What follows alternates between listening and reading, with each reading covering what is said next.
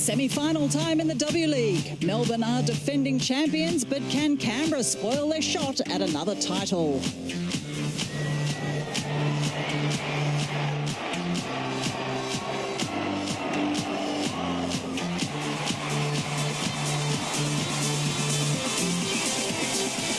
This is Melbourne hosting Canberra in the first semi-final of the W League. Hello, I'm Stephanie Brands. Welcome to Simmons Stadium in Geelong, where Melbourne Victory are defending champions and are looking to progress through to another grand final. In their way stands Canberra United, and after a win over minor Premier Perth last week, there is plenty of confidence in the visitors' camp. So after all the regular season matches were finished, just 4 teams remain in the hunt for the title. Perth were confirmed premiers some weeks ago, finishing 10 points clear at the top of the table. Melbourne hung on for second, beating out Canberra on goal difference, and Sydney FC did enough to edge out the Newcastle Jets by 1 point to take the last spot in the top 4. So today it will be second and third on the table as Melbourne Victory host Canberra United, with the victor to progress through to the grand final next week. There they will face the winner of the second semi, which is played tomorrow in Perth, when the Glory welcomes Sydney FC to the West. Join us for that one at 3 p.m. Eastern here on ABC, and of course that one will be live into Western Australia. Well, Sarah Walsh is looking forward to an exciting time in the football world, not just the W League semi-finals, but of course the Asian Cup, which kicks off on the 9th of January. And this is what they're all playing for, Sarah. This is indeed the Asian Cup trophy, which wouldn't it be nice to see the Socceroos lift that at the end of January? Oh, it'd be excellent. They're in a really good position to do so, playing at home. I think it's a huge advantage. Hopefully they can fill the stadiums and basically get all that homegrown support that they'll need to basically lift this up. Absolutely. Well, the women have got some work to do before that. As we said, it's semi-finals time here. Melbourne are defending champions. They haven't had it all their own way this season. How do you think Joe Montemuro is going to approach this? Oh, look, I think they've been out of the comp for 2 weeks now, so it'll be interesting to see what kind of form they're going to be in. Basically, they went to Japan and probably underperformed, and really need to get back into this and play the style of play that they were playing earlier on before they left. So, strong team again, and look, Devana, Quigley and Goad, I like that strike force. Indeed. Well, Captain Steph Catley caught up with Peter Wilkins to talk to him about the change that's been made in the back line. Basically, Barnsley's come back to the back 4. She's such a solid defender, and she's useful all over the ground. And today we just figured that our back 4 needed some strengthening, and she's the answer. So. Well, you would have seen Canberra beat Perth last week. You've played them many, many times. What would you like to achieve today to get the right outcome? I think if we just play our game, we're capable of beating anyone, and we're just going to be focusing on us, making sure we're moving the ball and creating heaps of chances and hopefully finishing them off. Yeah, well, Canberra pulled off a remarkable win over front-runners Perth to secure their spot here. Well, we saw Ellie Brush go down with an injury, but she's starting today. Yeah, look, I wouldn't be surprised if she's had a lot of medical treatment throughout the week to get her to where she is now, and possibly have a look at her in the warm-up. So it'll be interesting to see her today, how she performs. Really good strike force again, so it's going to be a battle of the defence, really, who can hold out these really impressive attacking lineups. Well, Peter Wilkins also caught up with Canberra captain Nicole Begg, who spoke to him about the benefits of such a consistent lineup. Yeah, I think consistency certainly helps throughout the season, and we've been able to build and improve throughout the year. I think we've been a little bit inconsistent with our performances, but throughout the last few games we've kind of built towards now. And I mean, last week was a great performance from everyone, so we'll be hoping to carry it on again. You know Melbourne like the back of your hand, very even contests. They are more than just Lisa Devana, aren't they? Yeah, certainly. They've got a great midfield as well, and a lot of experienced players throughout their team. So we'll be hoping to shut all of them down, not just Lisa, which will be a handful in itself, but he's hoping we'll do well. Well, only one team can progress to the big one. Who will it be? Let's head up to commentary and join Peter Wilkins and Sarah Walsh for Kickoff.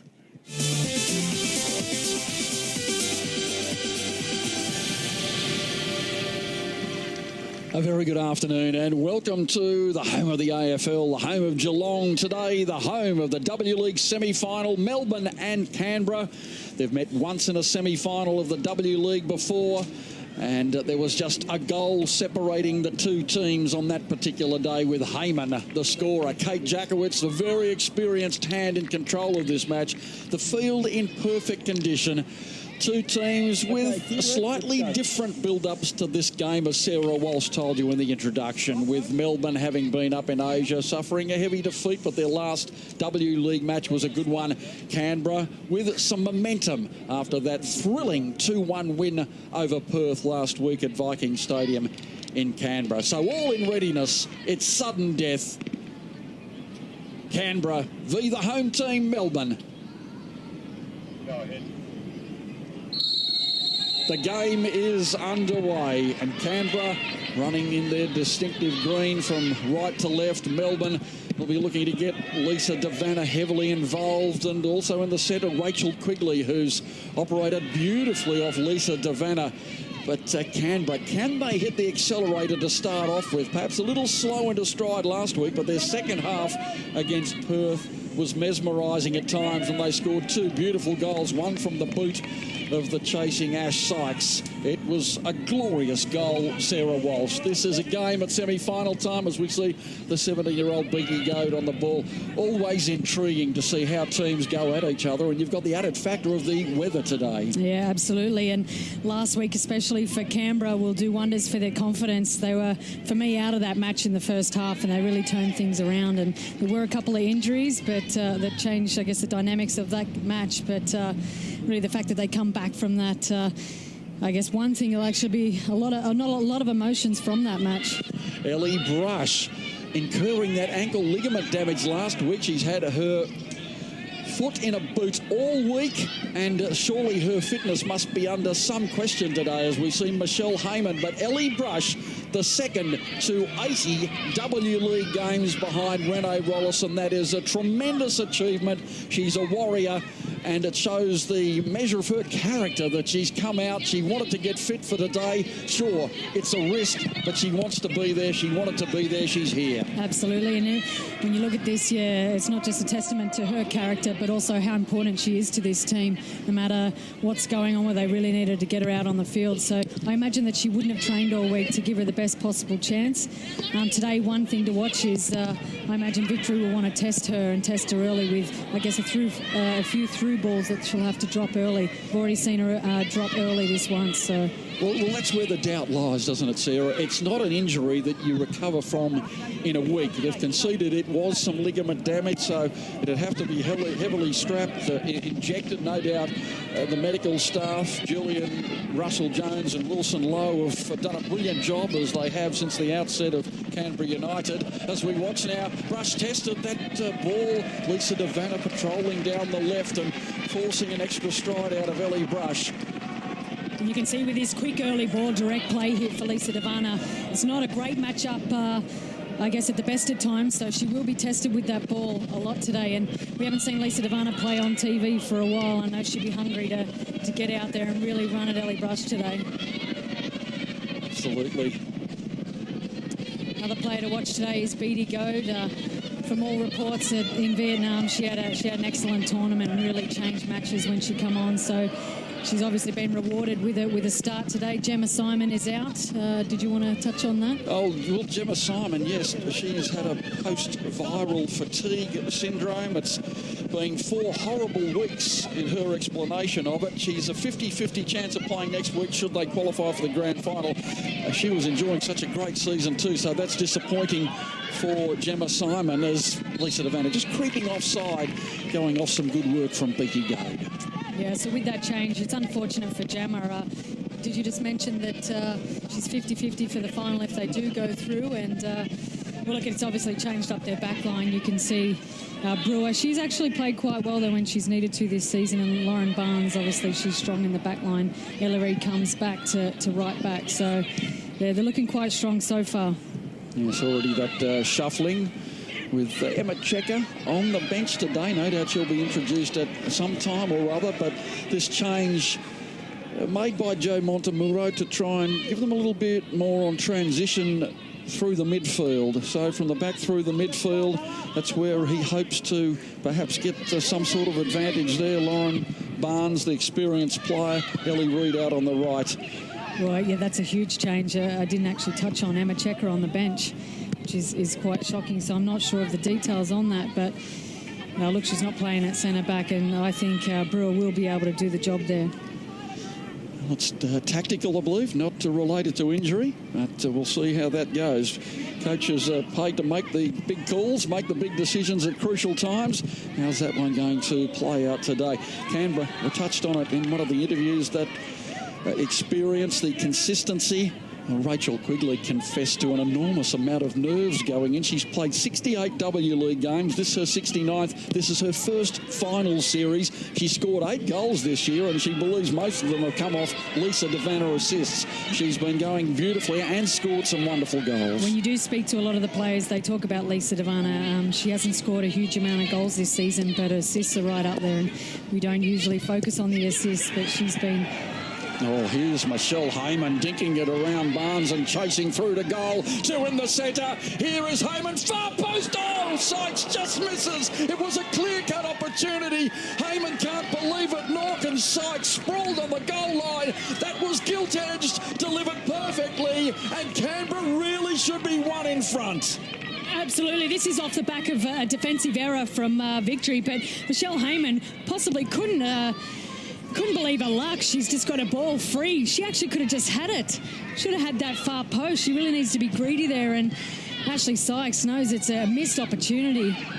Well, maybe Ash Sykes just thought that Heyman was going to take the shot and was maybe a little bit tardy. She did make a good attempt at it, but it was just a centimetre shy of the mark. Oh, so close. Oh, it was a real gimme from Victory, and Michelle Heyman, she just has to be greedy there. She has to test the keeper, make a save. Well, now Devanna, are they going to make them pay at the other end? Caitlin Munoz, a superb season. The coach, Liz Mikkelsen, believes quite possibly Caitlin Munoz's best ever season for Canberra. And that's a tremendous achievement. She's come back from multiple knee reconstructions. She's into her early 30s. She's put together 12 games for Canberra United this year and has played superbly. She plays such, a niche role for them, and really her strengths are keeping the ball and really playing those killer balls through to the attack. And then when she actually does, she moseys on up to the forward line unnoticed, and that's when she can be really dangerous. You watch the rotation in the midfield between Fletcher, Laurie Lindsay and Munoz. Well, now Canberra defending now. Melbourne through Amy Jackson trying to go through the centre. Christine Nan, she's been great in that midfield role too. She had some big boots to fill, and she's done admirably well. A couple of sparkling goals. Now Laurie Lindsay with the turn, trying to find Heyman, not far away too, but offside. And so Canberra seem to have picked up where they left off last week against Perth in the second half. They're probing, dangerous early. Stephanie Brandt's on the edge of the field. It is just a sparkling day in Melbourne, probably just a little bit too warm. We'll come down to you in a moment. We'll just watch this attack as Beattie Goad and Nicole Begg taking your time to pump it out of play. Steph. Thank you very much, Wilco. Yes, it is a beautiful day out here. Probably a little bit warm out in the middle. It's about 31, 32 degrees, but there is a nice little breeze blowing left to right across the screen for our viewers. Beautiful pitch, as you mentioned before, here at Simmons Stadium in Geelong. And Melbourne, well, just that 1/2 chance so far to Lisa Devanna. It's now Laurie Lindsay comes away. Heyman with that neat touch. And here goes Sykes. She's going to take on Brewer. She has it for pace. Brewer does well to shadow her. Beats her. Trips. Centres. Heyman just behind her. Great work from Ash Sykes. She bamboozled Hannah Brewer.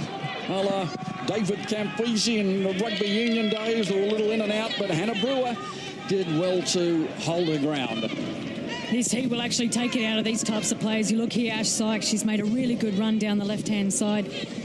Brewer possibly only had to show and hold up Ash Sykes, but good little play there from Canberra. She also had support in the middle of the box. Let's see, Oakes and Heyman busting to getting in the centre.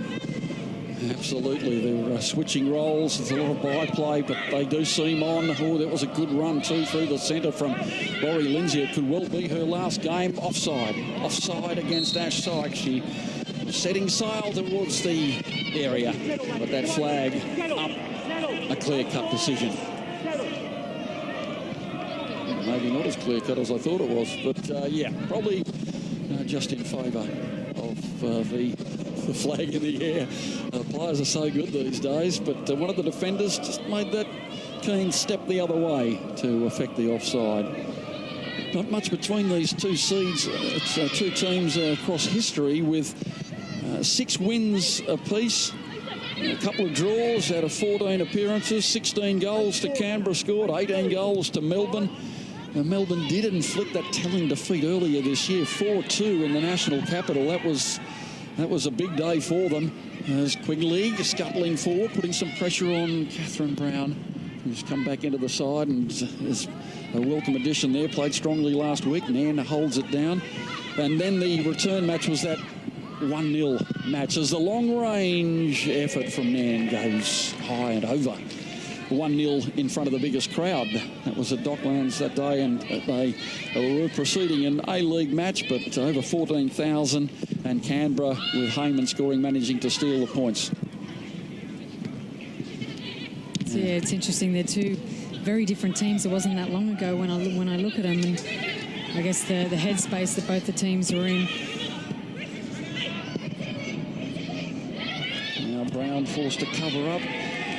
Let's take a monitor of Ellie Brush. Certainly just striding out. Doesn't seem to be inconvenienced at the moment. Catherine Brown, strong player, 10 appearances last year.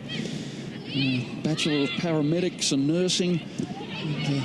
And, she's doing that degree, wants to be a paramedic later on, perhaps in the aftermath of her footballing days. Now Ellie Brush on the ball.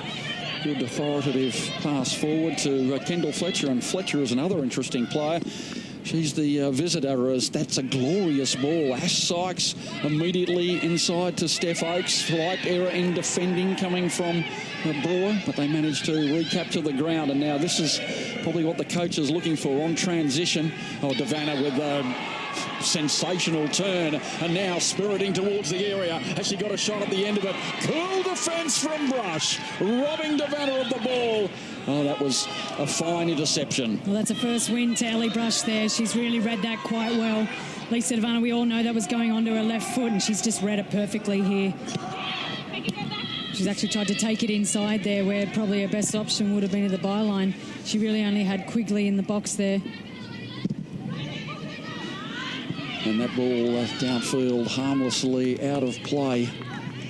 And a throw in to Canberra. No score on the board.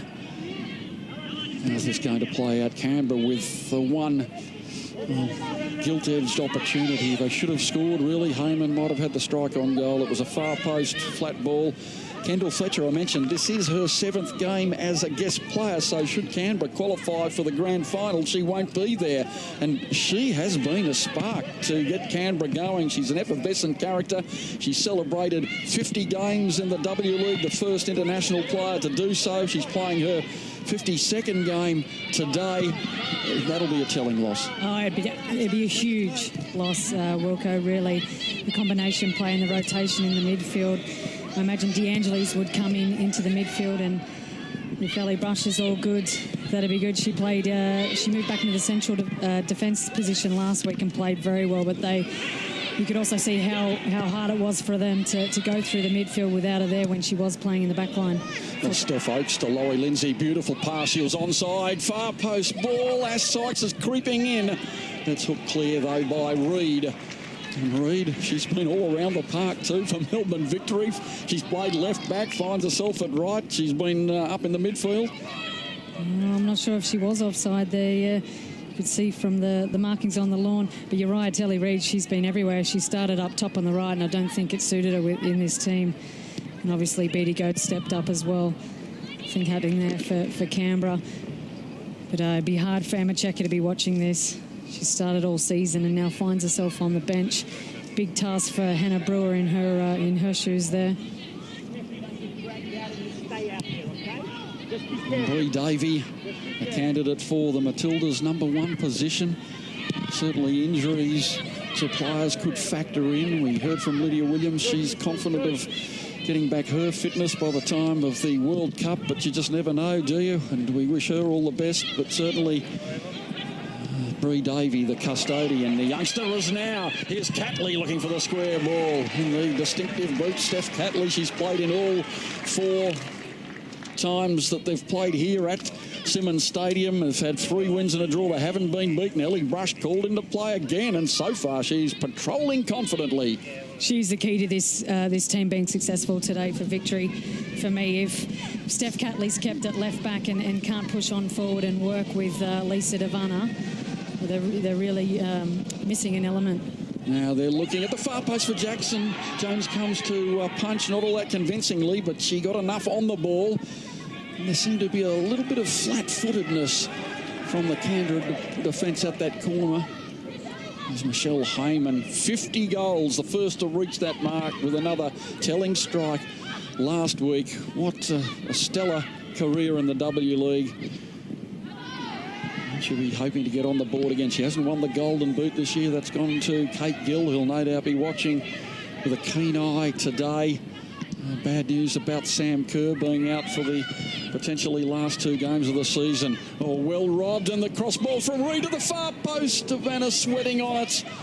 So too Sally Rojan. Now she's going to have to control Devanna. Devanna will fancy her chances against the youngster. Gets it on the right foot. Flat pass now looking for Ella Mastrantonio. And now Heyman just missed that first stride, lost a bit of momentum. And look at her now. Loping downfield at pace. Takes 2 on. Pushes it. Goes again. What a run from Heyman. Still going. Oh, that is a cracking effort. She comes unstuck at the last. But that is one of the best runs you'll see in the W League. She stormed downfield 55 metres and nearly came up with a blow at the end of it all. Absolutely burned Steph Catley. Look at this. Steph Catley's trying to really recover and at least hold her up, and then cheeky little ball past Lauren Barnes. She always had her for pace, but a bit too much hand-on action there. But really, gosh, she's really just sped up in that department. Her close ball skills, ability to be able to run at speed with the ball. Steph Catley didn't even have the ball and couldn't keep up with her. Well, that was Michelle Heyman at a live wire best. And the turf is cut fine for a run of that nature. Inspiring that, Stephanie Bratz. That was the hairs on the back of the neck stuff there from Michelle Heyman. Absolutely, she's having a cracker of a game so far, and one wonders how many more of those sprints she can do in heat like this. But given Steph Catley's athletic nature, that was a heck of a sprint from Michelle Heyman. Exactly right. You're right, though, Steph. It's really hot out there, and it takes it out of your speedsters up top. You'd have to think they might be ruining the fact they didn't get that early goal, because perhaps it would have allowed them a little bit of breathing space. Yeah, and that can happen at the start of a match. You really don't expect to be on goal, looking up at the keeper and looking to have your first shot at goal 5 minutes into the match. It was kind of just on a platter for him as well. Oh, Heyman with the header, the tip over. It was already over, it probably was. It came off the crossbar, a super ball, a little dink forward from Lindsay, and Heyman with a pinpoint header. Look at this, there was style, there was poise, and just caught the top of the bar. Oh, she's on song. This is not how she started that match last week against Perth. She really wasn't looking for the ball, but look, it was testament to Perth's defence as well. They were holding out a lot stronger than Melbourne Victoria at the moment. They look a little bit out of shape and not really who's sure about who's picking up what player, and Lauren Barnes is really going to have to communicate more to her defence at the moment. They'll be looking to her to really dictate play in the back line. Especially Bree Davies, she's really going to have to be a little bit more vocal than she has been so far. Yeah, it's certainly been relatively quiet down that, and you wonder whether those offside calls that Canberra are getting, because they are just so quick to run off the shoulder of this Melbourne defence. And there was Fletcher sweating on Lisa Devanna. Ball forward from Oakes, sitting a little bit deeper to come and pick up some possession.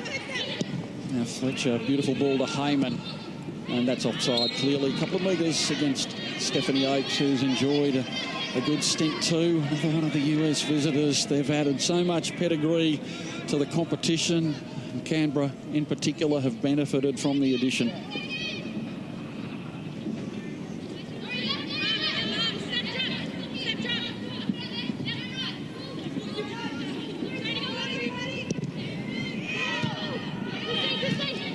Mastrantonio 3-on-1 against her.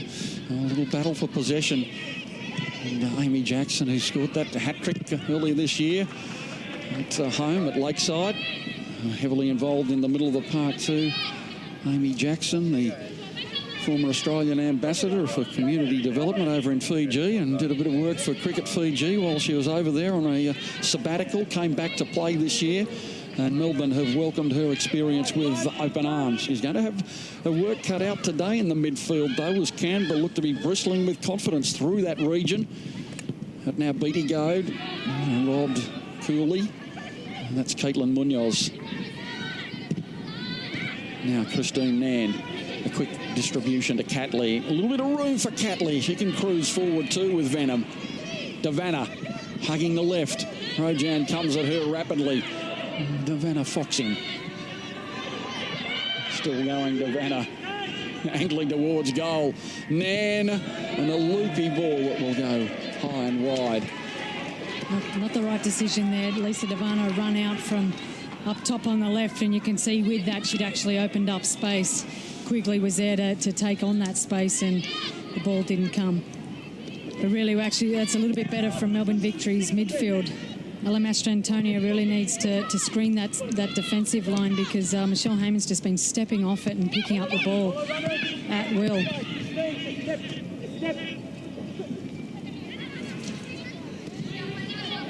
Brewer doing well at the back. Maybe it'll be a moment of concentration today in a big game like this. Canberra have certainly started the better. No goals on the board as yet. Oakes back to Lindsay. Lindsay, I mentioned perhaps this is her last game. Should Canberra lose today, she might be retiring all up after a stellar career. But could well be her last for the green side. It's Caitlin Munoz threatening up in the front line. Melbourne, if anything, just a little bit disjointed moving forward compared to Canberra. That's a good interception. Beattie Goad. Reid. Not too many options for Reid. Well, it's two things, because Canberra are pressing perfectly. They're doing everything they need to do, and every time a blue player looks up, they see three greens and they don't see a blue option. And when they have seen a blue option, they haven't completed the pass. So you really need to take care of the ball. Heyman retreating. Lindsay fires the ball. Oakes was taken down by Barnes. Coolly so, but Oakes was sweating on the opportunity. Back to Bree Davey again. Gee, there's quite a bit of tension, isn't there? Perhaps the pressure on Melbourne at home today. They've got their home fans here, many of whom have travelled quite a distance to be here.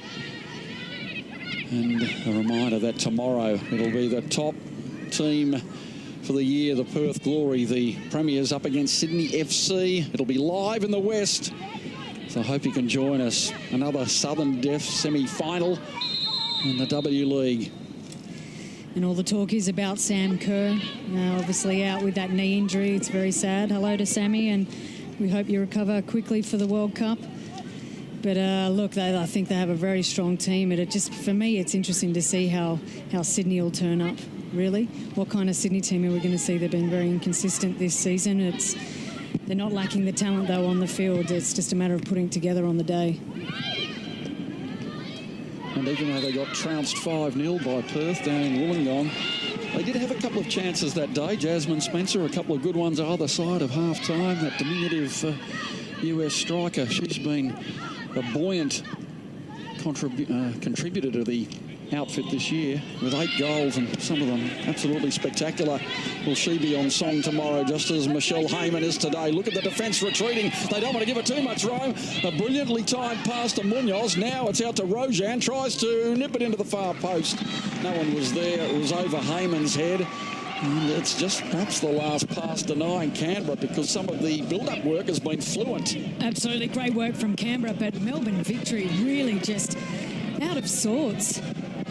I can't remember who was running with the ball, but no one actually went to the ball. Everybody retreated, but with that opened up space for, I believe it might have been Laurie Lindsay running with the ball, and it's just dangerous. Someone needs to go to the ball. It was just really bad communication, and really no one had a really good understanding of who was doing what.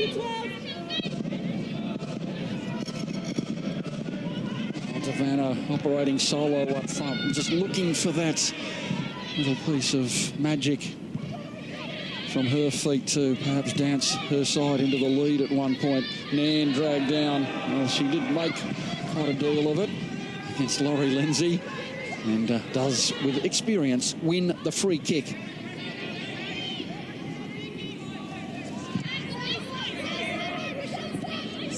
little bit hands-on there from Laurie Lindsay. Oh, gee, Chantel Jones on the line, sort of retreating into a net before realising she was actually on the goal line. Oh, Canberra fans with their heart in their mouth, but she looks like she had it under control. And the header from Barnes, who scored a goal in the semi-final and the grand final. It was a spanking goal last year too, from about 25 metres out. It's a beauty. Nicole Begg, great matchup here again on the right with Nicole Begg and Beattie Goad. Beattie Goad hasn't had too much ball. She's really not had the space, and no one's actually been able to get the ball out to her in a favourite position and facing up on a one-on-one situation. Over the head of Begg, the Sykes twins. Nicole Begg, nee Sykes, will be celebrating their 23rd birthday on Monday, and Nicole wasn't exactly aware of it. Her concentration elsewhere, but if they win, then I'd imagine the celebration will be a little bit muted. They'll be gearing up for the grand final. In defeat, it might be equally muted. There'd be some disappointment now. Here's Heyman trying to steal in. Who wants it? Oh, Munoz. What a touch. Offside. Is it flagged down? Oh, that's another real opportunity. It's got to be offside. I thought she was offside by a metre, and for me, if she was, it's got to be called early. No, it's offside, surely. Hang on, has it come off Steph Catley's? That hit Steph Catley, that's off the defender. But sure. If not, that's got to be called early. It's dangerous in around the keeper. Catley, an early ball. Jones out of her area. And now an opportunity for Canberra again. Heyman singing for it downfield. She wanted the ball, and there it is. Onsall just mistiming the run fractionally. It needed to come about a second and a half earlier. Heyman was calling for it. The arm went in the air, but a firm call from the official at the edge of the field, and that's probably a good decision. Pass needed to be earlier. Brown, now she's onside this time, but Brewer's in the way. And Brewer enjoying her time. Another one to come from parts north to join the fray. Still not happening for Melbourne victory. It's not. Lauren Barnes looking up there and just hitting, I guess, a hopeful ball up to the top, and it's come straight back. Need to just get their rhythm and start playing with the ball. And really, though, when you look up here, there's not too many options. Well, they suffered that heavy defeat in the club championships a couple of weeks ago. The Japanese side, Yonogo Bell, inflicting that defeat. You just wonder whether it takes the edge off your confidence a little bit. They did have another practice match up there, and they won that 3-0, but in the big game, it was a cakewalk. Oh, Oaks, dancing feet. You're right. But it's a matter of actually. It seems like there's a lack of effort for that, basically to win that first ball. Canberra just have this hunger today. They've won every first ball and even the second ball. And with that, you can see Canberra working together in the way that they press and the way that they provide options off the ball. There's just so much more movement, but it's just such a static effort from Victory today. It's going to be a coaching dilemma for Joe Montemuro. His first season with the Victory, he's done a good job to get them here into the grand final. But maybe you've got to change a couple of things up as the day progresses. Still, it's early, no score on the board. That's probably the best result for Joe.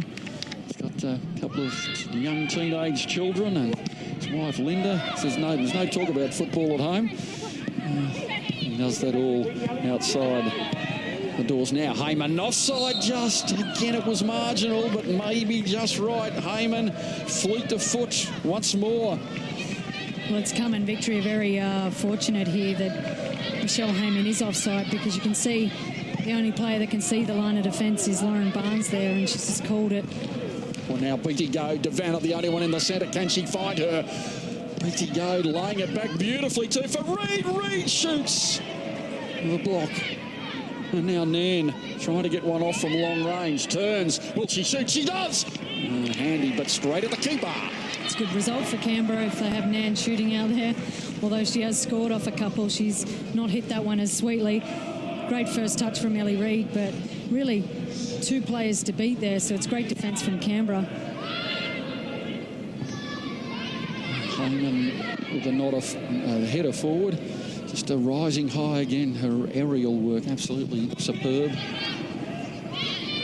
And Barnes, Canberra's lines looking very effective, but coming inside Quigley. She recognises that not too much is happening and she's had to retreat. That's a beautiful move too.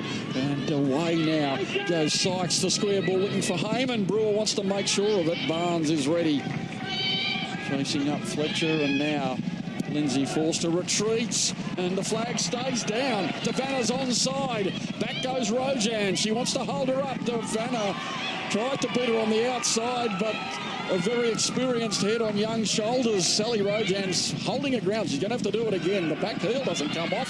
Canberra come away again. That was superb defending. She just held the moment. She wasn't impetuous. And now away go Canberra United. Eglin Munoz to Oakes. Runs coming everywhere. Nicole Beck provides one decoy. Far post. Offside again. They're playing. The chip is in, but no, it's not. Sorry, Wilco. They're playing lucky football here, Victory. You can see it's just a hopeful arm up here. Really no one on the tight of the shoulder of their attacker. They need to be picking up tightly, and they're not at the moment. But that attacking play there from Victory. Great run from Lisa Devanna, well defended from Rojan, but really no one running into the box. And I know it's a matter of them being defending for the last 5 minutes, but Beattie Goad coming in late doesn't help. An early ball in there, and it's a chance for Victory. Devanna had to hold it up longer than she would have liked. Sally Rojan, just 20 years of age, with a background at Tuggeranong United, Capital Football Academy, Woden Valley. She was an Australian schoolgirl, and she's having to control a player vastly more experienced. 90 internationals for the Matildas. Just turned 30, 10 years her senior. And that was some cool defending. Canberra trying to dominate that midfield again. And once again, good controlled work from Kendall Fletcher. The 3 clubs in the W League, the Central Coast Mariners, the Melbourne Victory. She played here for a season, and now with Canberra yet again as a guest player. Melbourne trying to turn their day around. Not heard on the scoreboard yet. Stephanie Brantz, but plenty of talk out in the middle. Certainly is, and there's plenty of talk coming from the benches as well. Joe Montemuro very keen for his side to have a little bit more patience in attack. He thinks they're trying to force that ball forward. Yeah, well, they have been, but really not had too much controlled possession at the moment. And the only time they've looked dangerous against Canberra is in unstructured play when Canberra are retreating. Other than that, Canberra set up really solid today. Fletcher, not nonchalant, breaking every rule. It comes off successfully. Nicole Begg working with Laurie Lindsay. She looks to be another on a game today too. Wants to go out in a high. That is onside. And here's Heyman in free space. Heyman takes a while to bring it down and control it, and Lauren Barnes robs her. Oakes is in the way, and Oakes does well too. That's a power play. Effective defending at the back in turn by Ellie Reid. Canberra on the march yet again. Oakes with the throw. Heyman, not with the flick on, but wins the corner kick. And Hannah Brewer defending. You can sense that goal coming. There's only one way, or one goal it's going to be at, and that's at this end of the field. I feel like they're riding their luck at the moment. No one was even picking up Michelle Heyman. She's the most dangerous player on the park right now. Free to bring that ball down, and we're lucky to retreat and Brewer finally clean it up. I imagine Joe will have something to say about that at half-time. Lindsay looking for Heyman. They queue up. Brush. Is it going to be Brush? Far post up there. Kendall Fletcher first there. Oakes back into the near post. Catherine Brown interloping as well. And now the throw. And can they come on the counter via the speedster Lisa Devanna? Tucks it inside. Goad come to assist. Now back to Nairn from Amy Jackson and Catley in turn. Steph Catley. Just a mainstay she will be of the national team for the next few years. Today, just a slightly quieter day as she's had to do a power of defending. Hasn't been able to get forward too much, but trying to slide it in towards Quigley. And Rachel Quigley now back to Jackson. Ellie Reid Oh, she go on the outside. Reed now shoots. It's parried away. Good defending by Nicole Begg. And away to twin sister Ash. She takes on the pace too, putting Christine Nairn away. Is it the 1-2? Beautifully timed. Ash Sykes, one touch, two, off the post. What a splendid move that comes to naught. It was brilliant. Begg, Sykes, Heyman, Sykes, post. What a move. That was absolutely gorgeous from Canberra here. Great move from Ash Sykes. Beautiful, well-timed ball in from Heyman. And Bree Davies cut off the angle here, and you can see that Ashley Sykes is heavily, heavily right-footed. She didn't want to take that left-footed. But, oh, wow, if that was a goal, that would have been one up there, I'll tell you what. That was a brilliant move. Mesmerising efficiency down the left. And here they go again. Lindsay just brings it down coolly. She's knocked off her legs by Ellie Reid. And Melbourne in heavy retreats. Ash Sykes with the ball at the moment. You all saw that goal from last week, which I put up there as a goal of the season. But that play there, that shows a lot of maturity. She's beaten one player and then played the quick early ball to Heyman and then run beyond the play to pick it up again. And there's really nothing that right back can do. Mind you, Sarah, there are a few candidates for goal of the season. And we'll have a look at half-time at several of them. Now, ball into the area, the chest down. And it's going to be a goal kick. And some splendid goals. Christine Nairn, the AFC Player of the Year. Minnie, her goal. That would be right up there too. We're going to have a look at a whole selection. Rachel Quigley scored a couple. There have been some mesmerising goals this year, as the standard of the W League incrementally rises season by season.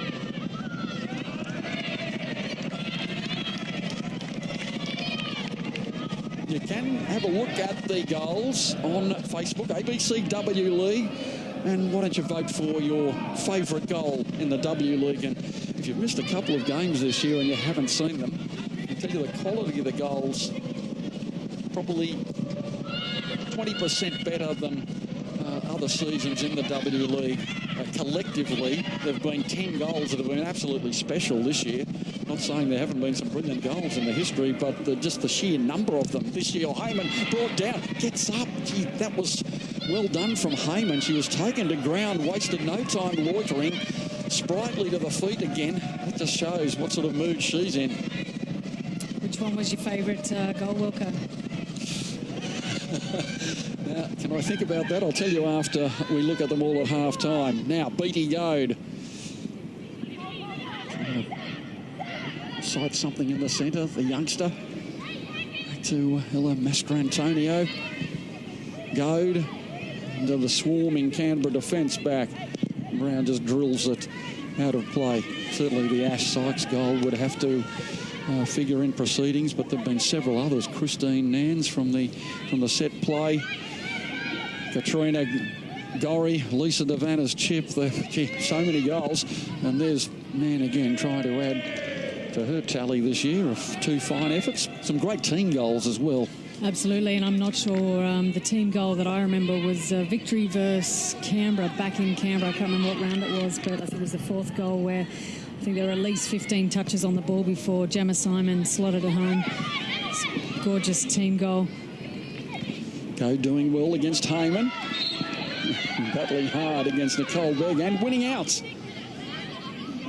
Winning the free kick.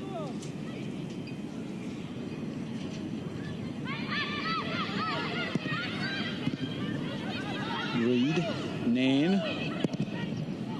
That was optimistic. She had a long way to go across field. Lindsay, the first touch let her down a little bit, but she's foraging away. A good defence in turn from Ella Mastrantonio. A superb effort. Mum Julia and Dad Terry, they'll be watching in Fremantle today, along with a 25-year-old brother Elias. She's had a terrific career in the W League, Ella Mastrantonio, and she's going to have her work cut out for the entire day today. She's played all 12 games this year. A ball through, that's a beauty. Here goes Devanna, a chance, Solly. Devanna turns around, open net, flicks it back. The bounce odds didn't favour her. Chantel Jones did wonderfully well to come out and prevent Davana, who is exasperated. She can't believe that ball eluded her and the opportunity.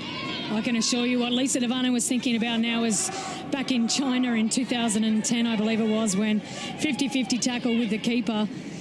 She's been burned by one of those 50-50 tackles, and you can see she kind of pulled out of it a little bit and tried to think she might have got a lucky bounce. And well, that was the leg, wasn't it? Yeah, that's when she broke a leg, and that's what I had visions of then.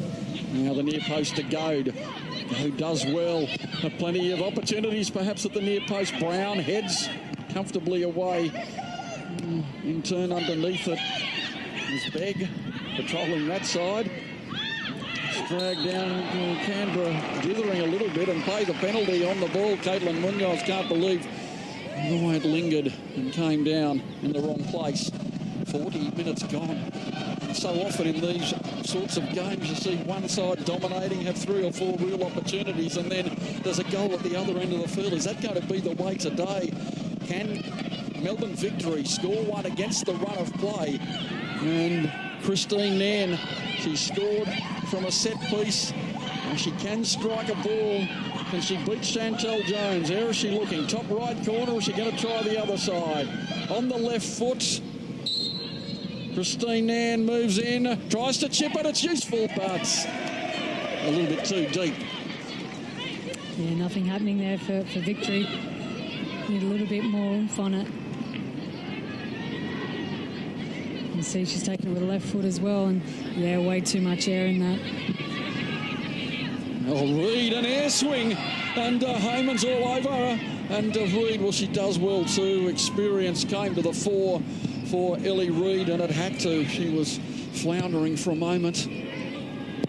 Munoz drives it hard into Ella Mastrantonio, who says, thanks very much. She has played one of only 3 players to play all 12 games. The only one to play every minute of every game for Melbourne this year.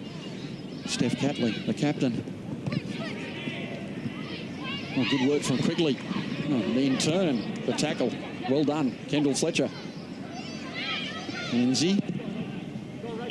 And Canberra just maybe all the energy they put into the first 30 minutes of the game are not moving with the same vigour as they did. And Melbourne, are they going to have a window close to half-time? Lisa Davana, the go-to number 11, fuming that her sister isn't here today. She's working. So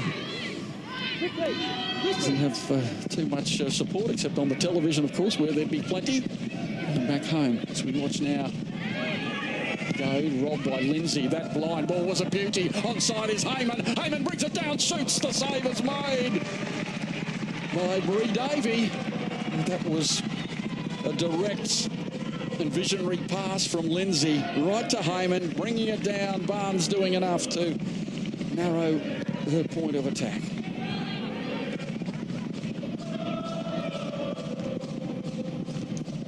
With a heading duel and the cooling Ellie Brush, who can nod them in at the other end of the field.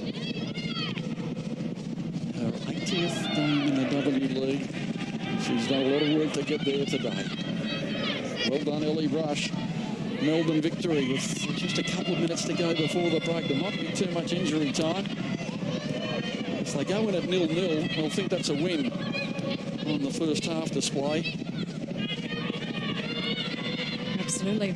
Just trying to think their last competitive match against Yononga Belly was 29th of November I think they Japan. had one other match, a practice match. I'm not sure whether that was before or after, to be quite honest. They did win that 3-0, but it's just when you're taken out of the league like that, and that's a long time.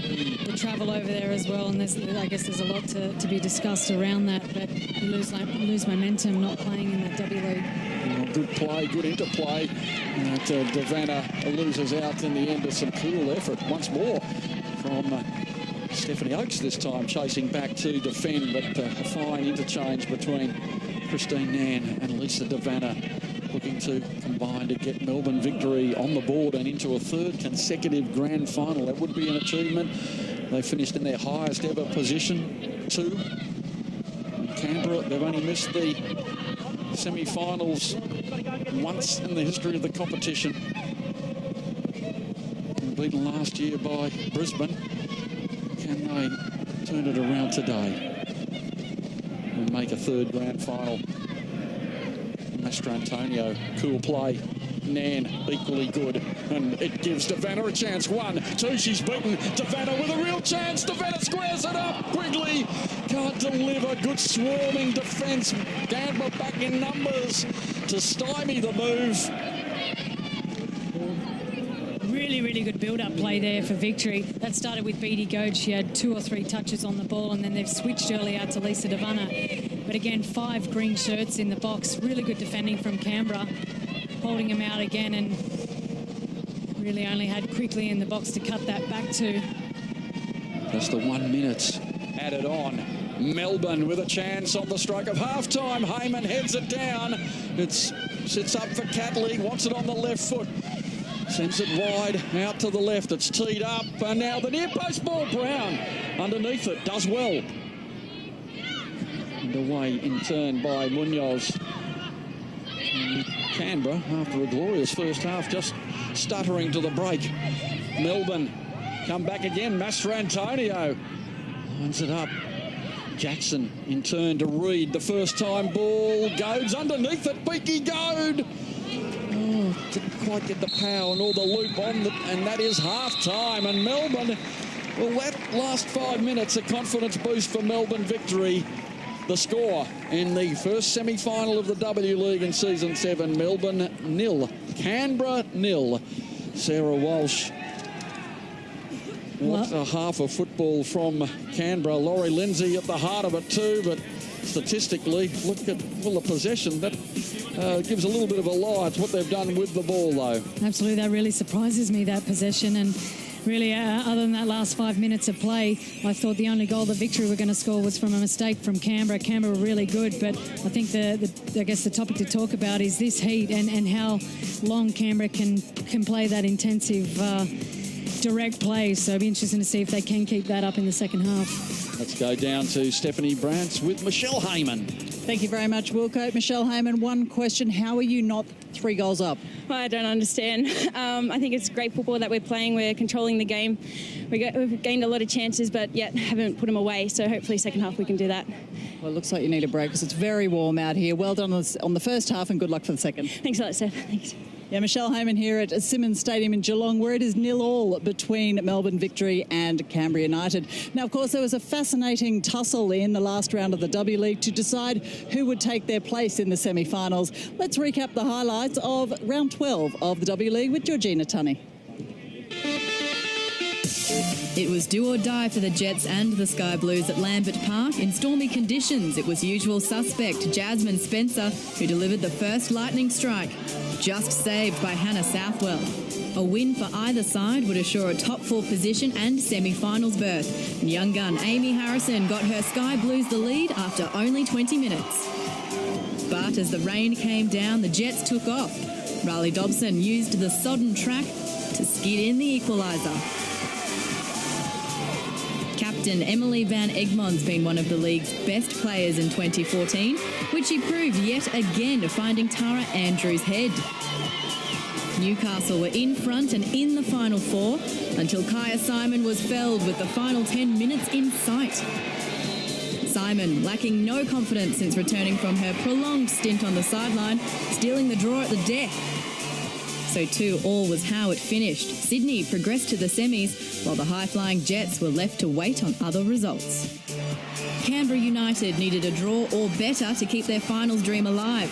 Mackenzie Arnold sacrificed her left cheekbone in a bid to halt Heyman. Perth Glory have been far and away the best team all year, and no small part of that is due to Kate Gill and Sam Kerr's combination. The first goal of the game stylishly put together by the duo. So, up on the scoreboard, but then a sight no Perth fan wanted to see.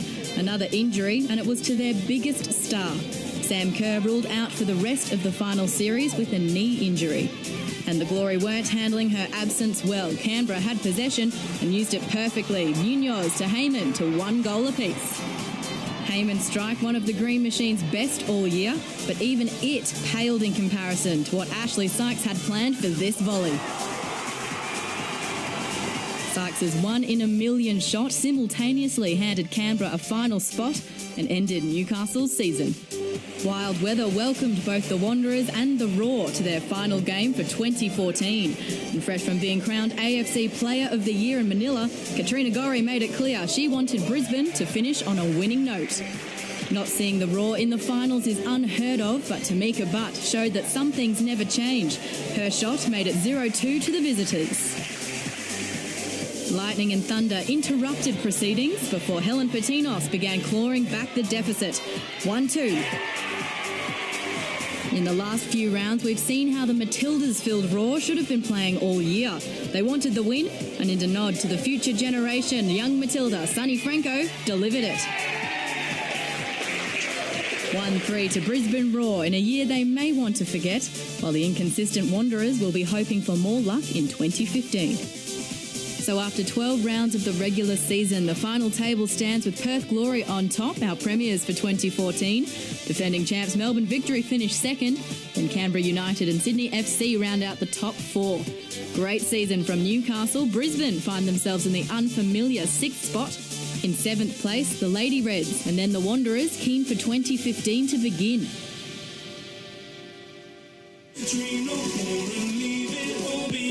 The W League reaching a climax in the first semi-final. Canberra have held sway in the first half. Many chances for the visiting team against the home team, Melbourne Victory.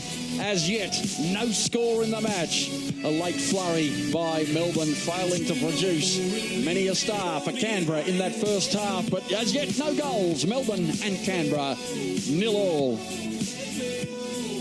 Those first half highlights dominated by Canberra with a couple of key moments. Heyman, might she have scored herself? Ash Sykes, centimetres away at the far post, Sarah Walsh. Heyman and Ash Sykes have been excellent this first half, and as you can see, they've spent a lot of energy doing it, but coming really close to the first 5 minutes of the match there. Michelle Heyman threw out a thorn, that header, just over a real chance. That was a brilliant move down the left side. Ash Sykes looking to add to a goal from last week, poking it into the left post. And disappointment again late. It was a chance for Melbourne, and Lisa DeVanna, well, perhaps if she had gone straight at it and chipped the keeper, that would have been another goal, or the first goal of the day. Another one too, DeVanna. And then right on the stroke of half-time almost, Michelle Heyman clear and a low shot, well covered by Bree Davey. Tomorrow afternoon at 3 o'clock, local time in Perth, it'll be live. Perth and Sydney at the NIB Stadium. You can follow the W League action on iView, abc.net.au. We've got 2 replays of both the semi-finals midweek. You can follow the ABC W League on Facebook and on Twitter as we come to this climax of Season 7. Stephanie Brantz. Yes, well, there's no goals yet here at Simmons Stadium to relive on iView, but there have been some superb efforts throughout the season. Our commentary team voted on the ones that they liked the best, and here's 8 of our favourites. You can like your favourite on Facebook. Goal A, Christine Nairn's powerful punt in round 5. Oh, good play from DeVanna. The ball across the centre. That's a fine effort. Oh, my goodness. What a strike, Christine Nairn. Absolutely hit that sweetly. She's given herself enough space, taken a great first touch, and hit it exactly where she wanted it. If you too were mesmerised by Nairn's left boot, head to ABC W League Facebook and cast your vote. Goal B, Lisa DeVanna's cheeky chip against Canberra. Now look, they're holding the line up again onside. DeVanna, this could be 3 chips early. Oh my goodness, what a goal! A special out of the top draw from Lisa DeVanna. So if DeVanna's goal got you giggling like Walshy, be sure to vote for it on our ABC W League Facebook. Goal C, Rachel Quigley's round 8 off-balanced scissor kick. Broadcasters, the ball is pounded into the net. That is unbelievable. Rachel Quigley has scored the goal, and she dreamed of an overhead scissors kick. If that sideways screamer got your attention, remember to like this video and cast your vote on Facebook. Goal D, Renee Rollison's Beckham-esque curling shot back in round 2. Now Rollison, oh my goodness, what a goal! goal. What a strike. It is absolutely brilliant from Renee Rollison, sliding it Premier League style inside the near post. If you think such an impressive display of mid-air deviation deserves your vote, like this strike on Facebook. Goal E, one of dynamic import Jasmine Spencer's trademark belters in the local derby. Tobin makes a run, that's the decoy. Oh, what a touch it was from Spencer, shoots, what a goal! A special delivery from Jasmine Spencer, levels it up. Such goal, such poise, and a strike to match, it's 1-1. Like Goal E on Facebook to vote it the best of the 2014 season. Goal F, Caitlin Ford kicked herself off her feet with this wonder goal. Turn and chase, Caitlin Ford, supreme, she shoots. What a goal! That is a wonder goal from Caitlin Ford. It's 3-1, a sensational effort into the top right corner. If you too were blown away by Ford's power, vote for Goal F on the ABC W League Facebook. Goal G, AFC Women's Player of the Year, Katrina Gorry's unbelievable effort against Canberra United. And now this will grace many a highlights reel for years to come. To vote for Goal G as the best this season, simply like this video on Facebook. Goal H, Ashley Sykes may have just saved the best of the season until last with this 1 in a million strike against the Premiers. Rojan, neat overlapping run. Can she match it with a cross? She does. Heyman, time to tee it up. Can't get power on it. And the shot from Sykes. Oh, yes! Oh, yes! Oh, yes! What a goal! What a strike! Ash Sykes delivers one of the goals of the season, the timing of it. It is superb. If you agree with Wilco and think Sykes' superb strike was the best we've seen, like Goal H on ABC W League Facebook.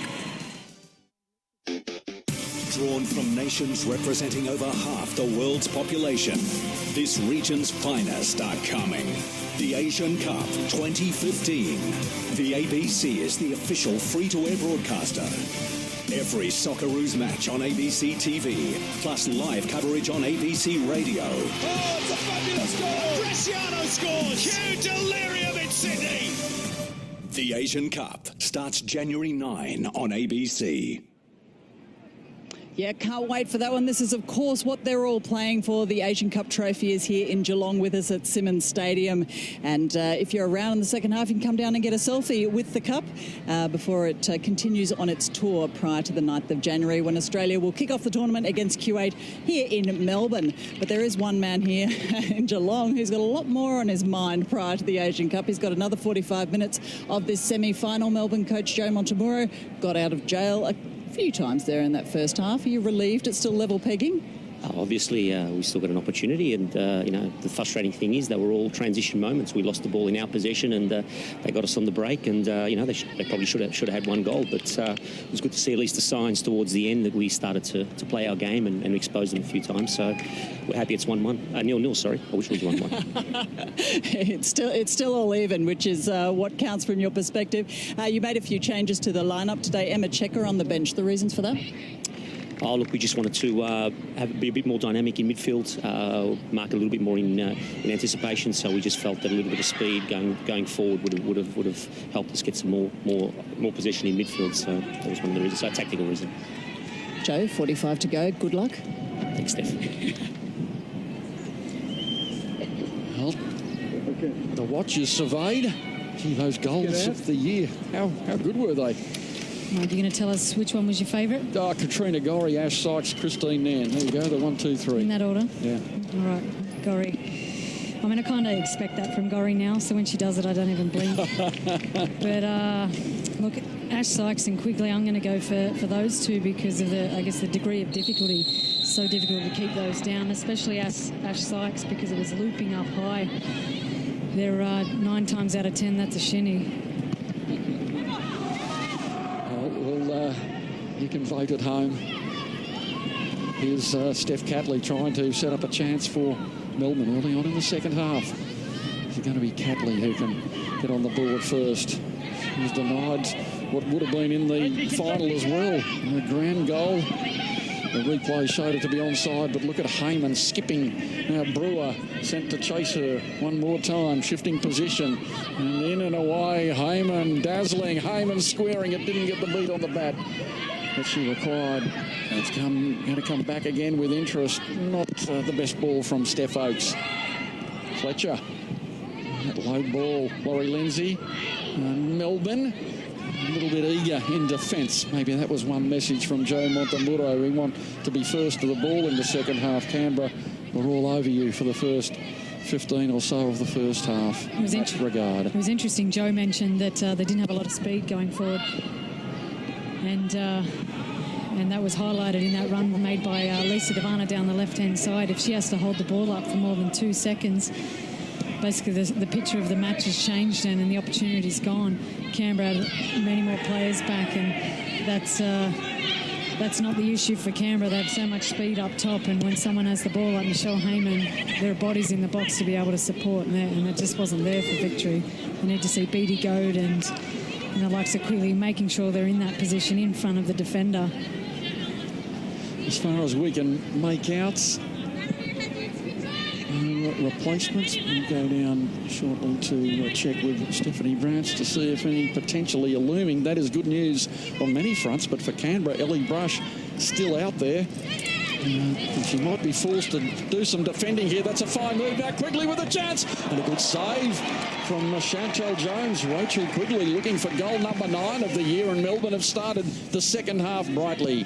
She's well within her right to have this shot, and it's good. It's good that she has I guess those boots on, though, but she's willing to have the shot. You're in front of goal like that, that's your first option. Lisa Devana, hands are up in the air, not happy. You want your number 9 shooting from there. You just mentioned Ellie Brush. She is still out there, and one thing I was going to mention in back play, there was an opportunity where she'd gone up for a corner and really struggling to actually get back and recover back into the back line. So I imagine we won't see her too many times out of position, because recovering obviously takes a lot more. So she's playing really smart today. She's playing well within where she needs to.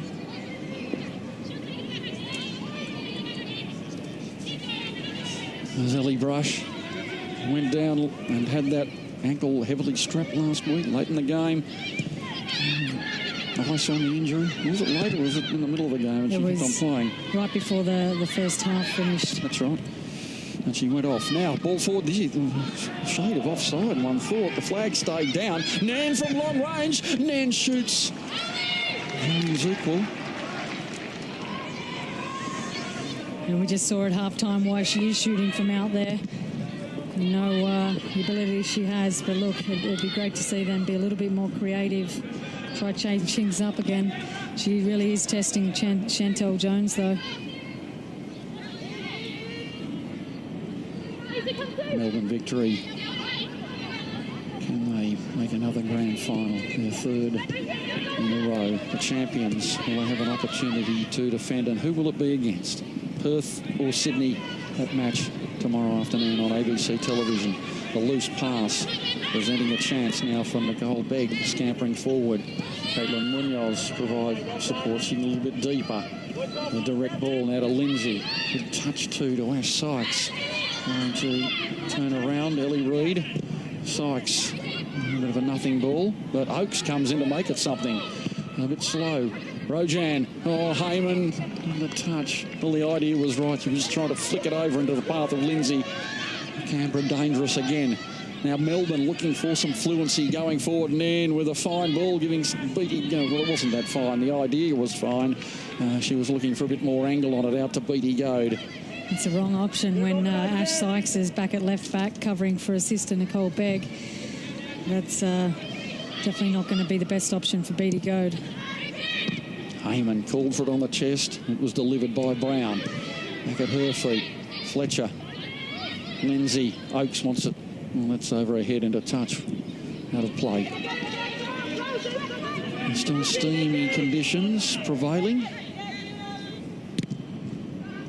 And a little fluttering breeze taking the temperature down perhaps a notch or two, and it might make it more comfortable as the game progresses.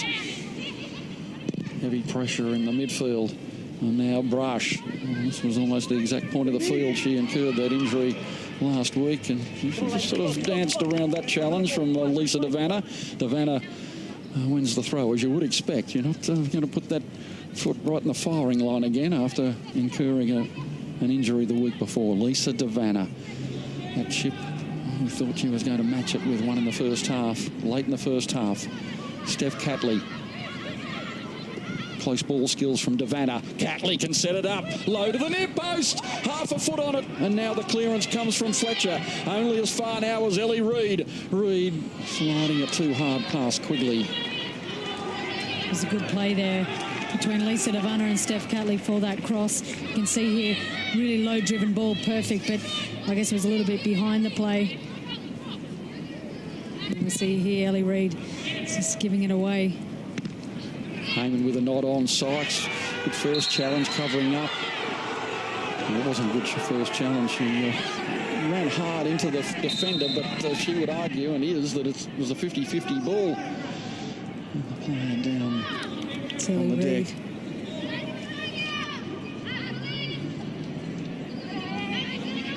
Ellie Reid, the addition of the landscape this year for Melbourne victory. Canberra players really screaming at the ref to take her off. She needs to go off if she went down. Not the case here. The physio's on the park. A bit of confusion. 25-year-old from Salt Lake City, played in the Bundesliga, played for the Utah Avalanche and the Portland Pirates. Duisburg. Also for the United States. Brush heading powerfully to Munoz. Sykes having to work overtime. Comes again and does well. And Fletcher with time to think. And then Brush. Lindsay retreating. That's a task for Fletcher. Leaves it for Brown. And Heyman after the ball. And pressure on Lauren Barnes and wins the throw-in. Well, it's really been their go-to today, hasn't it? Quick early ball to Michelle Heyman, and look at the position they're in now. Higher up the field, out of danger.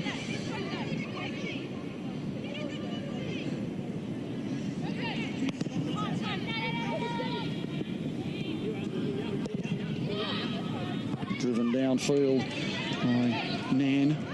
Throw-in conceded. Heyman, ball return from Heyman. And a clearance over the back line from Lauren Barnes. And Melbourne all of a sudden, after a couple of bright moments to begin the second half, on the back foot once more. Still no score in this semi-final. You feel there's going to be a goal. Where is it? The game is going to open out under these conditions. Canberra have been pressing. Melbourne have had a chance or two as well. Is it going to be here for Heyman? Brush to the far post. Heyman leaps. Couldn't quite get there. Steph Oakes at the far post. Turns it in. It found its way through 3 or 4 sets of feet. And a free kick given away to relieve the pressure for victory. Smart play there from Lisa Devanna. She could see that a team was under pressure and she just kind of fell into the tackle, I guess you could say. But if there aren't any goals, Wilco, this heat, how will that affect extra time and especially the way in which Canberra going in? You can see drawn the foul there. It would definitely be part of the reason why the coaches will be holding off on any substitutes for quite some time, you think. As well as combination play. Canberra, Liz Mickelson, could be her last year too for Canberra, so it might be a swan song on many fronts today for the losing team. And that adds to the pressure. But she has gone with that consistently shaped lineup this year. As I mentioned, 7 players from the field proper in all 12 games, and the goalkeeper Chantel Jones only missing 1, so that's really 8 out of the 11. Just about been there all year. Good support though from a couple of youngsters, a couple of rotating players. Rojan is a bright prospect too, and there's a heel clip coming, unfortunately, from Ella Mastrantonio, working tirelessly in the middle of the park. Caitlin Munoz It's a pretty fine strike rate, both at Matildas and club level. Got a couple this year, up a sleeve. She'll try and loft this onto her head. With the runners going into the area and looking for Heyman, the far post that eludes everyone, including Kendall Fletcher, patrolling forward as her want. 10.5 gone in the second half. Melbourne 0, Canberra 0. Last time we watched Melbourne, I believe it was in Melbourne against Perth, and they played Steph Catley higher up the park because Lisa Devanna was suspended at the time and really had a lot of joy down the left-hand side. So he obviously has, Joe has the option there to be able to push Steph up and put Brewer out on the left and also check her into the middle. This is all promising. Nairn with some good lead-up work. Ball tantalisingly. Jones came late, punched well. Lindsay, can she turn defence into attack? That was a good piece of play from Nairn, bustling forward with authority. Catley from long range. No shortage of confidence from Steph Catley with a turn and the shot from 33.5 metres. Thank you very much. You can see that earlier play when she's up top. She's making that run beyond the play and she's so dangerous. That's obviously an option that he has the longer this match moves on. And Heyman, just a slightly half-raised elbow in the challenge, winding Lauren Barnes. A 50-50 ball, and it was always slightly in favour of Lauren Barnes. Ruefully, a shake of the head from the dynamic striker. Just going for the ball, yeah. It's an easy yellow there for the referee. Michelle Heyman not contesting the ball at the time. There's a long way to go in this match. Probably need to be careful from this point on. Indeed, with extra time looming. Possibly. We might put it on the board yet, a long way to go. And a couple of these direct balls now. Devanna scuttling and Brush with a real chase. Devanna, and that's a goal kick. And Brush winning a battle that for a moment she looked as though she was going to lose. That is entertaining, the one-on-one.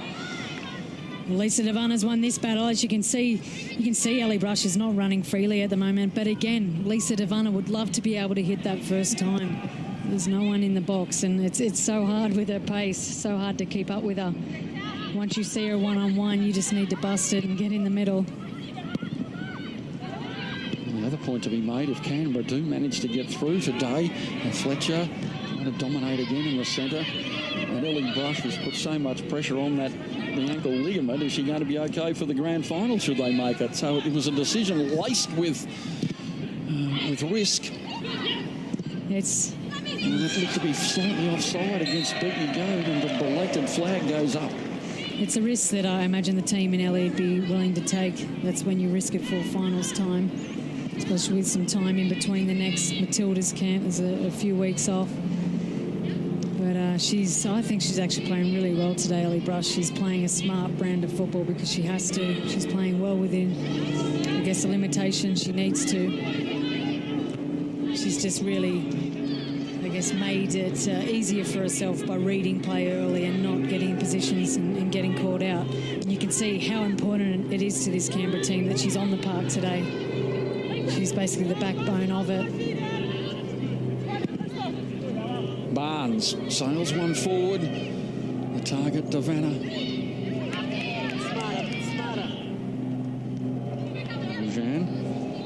These are the sort of movements sometimes that can put you under pressure. Trying to walk it out of your own area, your own zone. Brush tees it up. Says we'll play to this end now. Something for Michelle Heyman taking on Barnes. Barnes forced to take it out of play too. She's about half a yard or metre shy of pace, Lauren Barnes, but she's doing pretty well with what she's got defending Michelle Heyman.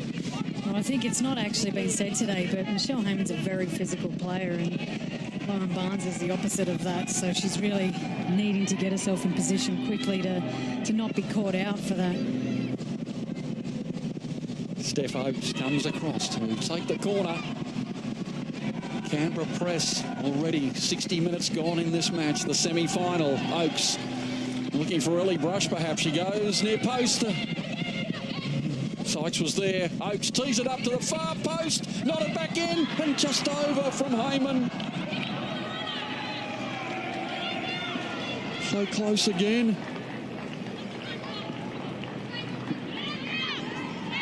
This is a missed opportunity. She's in front of goal.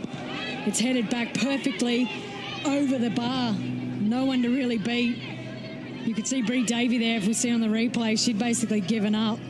It's fallen straight to her. That's up there with one of their best chances. Well, now they've had two, you'd say 90%ers, and one early in the first half.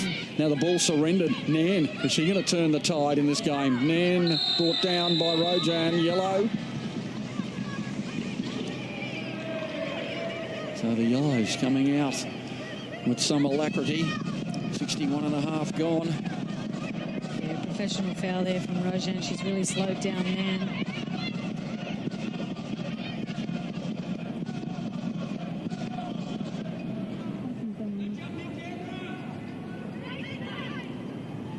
Canberra went behind a goal to Perth last week and came storming home. Melbourne haven't always looked apart in this game, but a goal right here and now would give them a massive injection of confidence. Nan is looking for the target. Rachel Quigley making the run. So too Catley. And there's Catley moving in and had a chance too.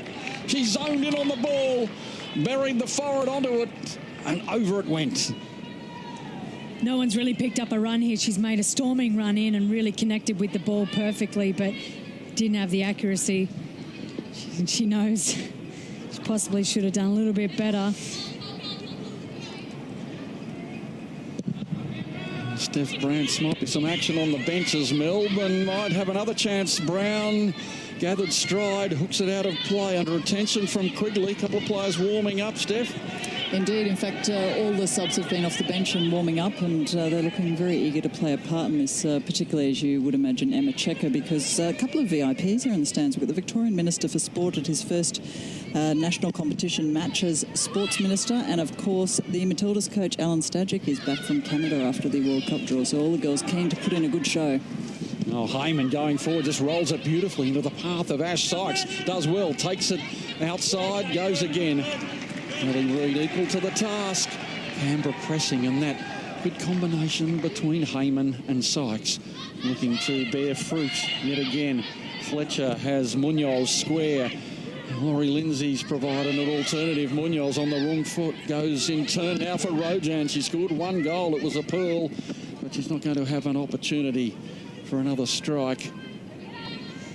You just mentioned the combination between Ash Sykes and Heyman. I imagine that's something that would excite Alan Stajic, knowing that you can put two players on when needed and basically have a real good understanding of each other's game. Brewer and Barnes. Catley hugging the left. Who's up for? Where's Devanna? She's given somebody a chase again. Onside. You've got a couple of options. Quigley with a good header. Here's Devanna. Offside. Offside. Oh, it must have been marginal. And Devanna not arguing the case. Just ruefully with the head down, Lisa Devanna. A little bit lucky here from Ellie Brush. She really didn't know where Lisa Devanna was. As you can see, she wasn't looking over her shoulder, and if it wasn't for Lisa Devanna not getting back onside, she was off. There wasn't much in it.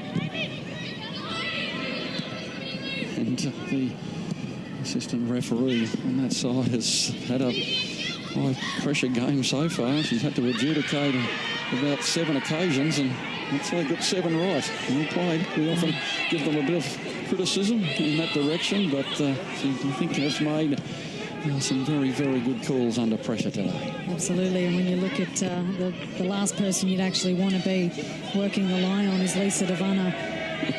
Exactly. She looks offside most of the time because she couldn't possibly be that quick, but she is. Brewer, very cluttered midfield currently. Brush has to leap high to control the bouncing ball. Player taken down is Munoz. Free kick, Canberra. Well, the game crying out for that goal that is going to send it into a fascinating phase. Not that it isn't already, but Canberra through Rojan. Poor pass from Rojan on this occasion. She's not going to pay for it, though. Fletcher turns, scuttles away. Spikes was trying to time the run. It went to Begg instead, looking for Munoz. Here's Caitlin Munoz, tries the chip on the non-favoured right foot. Not bad, but too high. Still 0-0. And the national coach, Alan Stajic, will be heading to Perth overnight as well. And he's just come back from Canada after overseeing the draw for the World Cup, which did present a rather difficult group for the Matildas, but one that's going to send them into the Cup with great energy. The United States first, Nigeria, and then Sweden. Canberra on the attack. Sykes almost doing well. Well done, Ellie Reid, on this occasion. And that ball tinkering on the edge, it stays in. Catherine Brown, Lindsay, Canberra, can they work something on the transition? Well, that was some miscommunication. Nicole Begg thought Lindsay was hustling around behind her. Nonetheless, they have it back again, Canberra. Rojan in some space. Steph Oakes is available, but not too much else on upfield. Heyman wants it. She just wants that opportunity to get the header on and chase. Brewer looks over her shoulder. It's an angled ball that will find air. They do look a little bit more tired. A little bit of, I guess, wind out of their sails at the moment, Canberra. Victoria started to get on the ball a little bit more. Nice with the header. Beatty Goad. Good second touch, but out of play. Was it? It might have been off the hand. Either way, it's a Canberra ball, a Canberra possession. Ellie Brush, an ankle injury, potentially a season-ending one last week. She's out there, still striding away. Canberra pressed down the left through Nicole Begg. Ash Sykes' sisters in close. She's robbed from behind by Devanna. She's come back to say, I need that ball. It's good desperation there from Lisa Devanna. Nicole Begg's allowed to run down there. She did some damage against Perth and really gets a good cross in. There's going to be Melbourne. Amy Jackson robbed by Brush. Sends the ball straight to Heyman, looking for that turn. It's there for Heyman. Pushes one away, and that's just the foot out. And the referee's not going to go for the pocket there. That was an accidental sort of trip against Catley, remembering she's on the yellow. So there's going to be a bit of a sigh every time there's 50-50 contact. There was a turn. With the hands here on Lauren Barnes, she needs to be careful. She plays like that. I'm not sure that push was too accidental. No. She's a very hands-on player, Michelle Heyman, and that's a diplomatic way of putting it. She is. She's very hands-on, and she gets away with a lot. She's a very smart player, but she's not in a position to be able to. Well, if you're off, you're out of the grand final if you make it. Oh, absolutely. And I think the worst thing about it would be the possibility of this match going into extra time and down to 10 men. Very difficult task for Canberra. There's an order from Jackson trying to become a little more influential as the day progresses. Brush, Brown. It's a useful partnership reunited from Brown. Fletcher forced to tidy up. Time ticking away, 20 minutes to go. Is there a goal to decide the issue? Only one did it last time. Heyman now might take the opportunity. Here's Heyman, wants it on the right foot, tries to find goal. The way closes in front of her. She gets herself in a tangle. Goad, Nan, Ellie Brush coming in to make another decisive tackle. Nan looks up. And that's for no one to chase in the hot conditions. And tomorrow afternoon, the winner of this match will play the winner of Perth Glory and Sydney FC. Perth, a sensational season. They were already home and hosed before that defeat last week. Mackenzie Arnold, is she going to take the field with that big bulbous left cheek after a clash with Heyman? And They're missing Sam Kerr. Oh, danger. It's missed. That's almost a yellow card, or a red card perhaps, against the keeper. She pulled out of the challenge, did Bree Davey. Ash Sykes was breathing all over her. Now it's Oakes putting it out in front, and they win a corner kick. You would like to see that again too, that interchange. Bree Davey, she thought about going hard for it. Sykes was involved. This is one of these hard call. There it is. No. Yeah, if Ash Sykes stays down there, that's exactly what you mentioned. It's an easy penalty that she's not stayed down and rode the challenge. But Ellie Reid, really indecisive there. She first went to head that back to the keeper, which was probably a better option, and ended up air swinging at it. Now, Laurie Lindsay, well, can Ellie Brush in her 80th appearance get her header on the ball as she does often? Is it going to be a near post one for Ash Sykes? Heyman patrolling at the far post, looking for Heyman, and Fletcher instead. Davey comes to claim it and do well. And the crowd breathes another collective sigh of relief. That was good, decisive keeping for a tantalising aerial cross. 71 and a half gone. Melbourne 0, Canberra 0. Just watching play there. Lauren Barnes has looked up to play that ball, and Amy Jackson, she's not the player she was at the midpoint of this season. Really not demanding the ball in the midfield. She had miles of space and really didn't want it, and then Barnes is forced to just play a ball up higher. You really need their midfielders on the ball, and they're not being showing.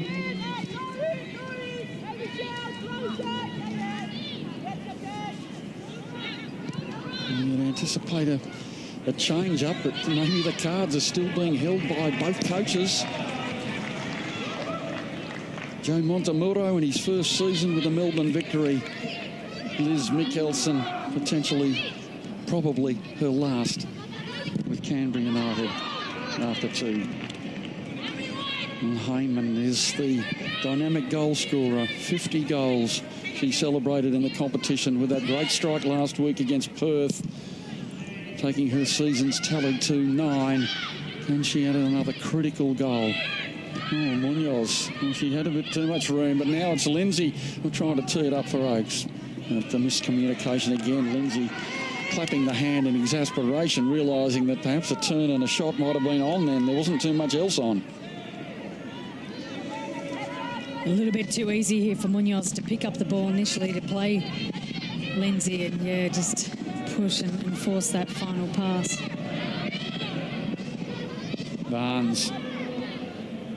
That sets of players forced to dig deep in the last 20 minutes of real time, and maybe in the back of their minds an extra time looming, and they want to save a little bit in the tank. How do you play it, Sarah? You played extra time before? Oh, I wasn't a great extra time player. I was done by 60 minutes. Pacey player, Wilco. Come on.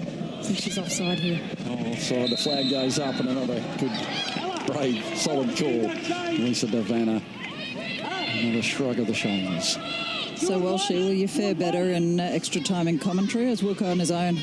Well, we actually don't have aircon up here, Steph, I'll have you know. And my heart bleeds. There's no aircon on the edge of the field, are there? Well, Heyman, a tickle touch. Now Munoz shoots. It's still not out of play. Sykes doing well, and Bree Davies spreading to parry it away for the corner. Canberra pressing hard. Ash Sykes in a purple patch of form on the ball. And it was with Heyman's tickle that almost created an opportunity. Solid keeping here from Bree Davey. Look how she gets out. Really decisive and hit a left hand there and really made sure she won that ball there. We're coming up to the 75-minute mark. The semi-final, the only other one they've played, was decided in the 83rd minute a few years ago by a Heyman goal. Can she do it again? Brush is there, so too Munoz, and Heyman leaps over.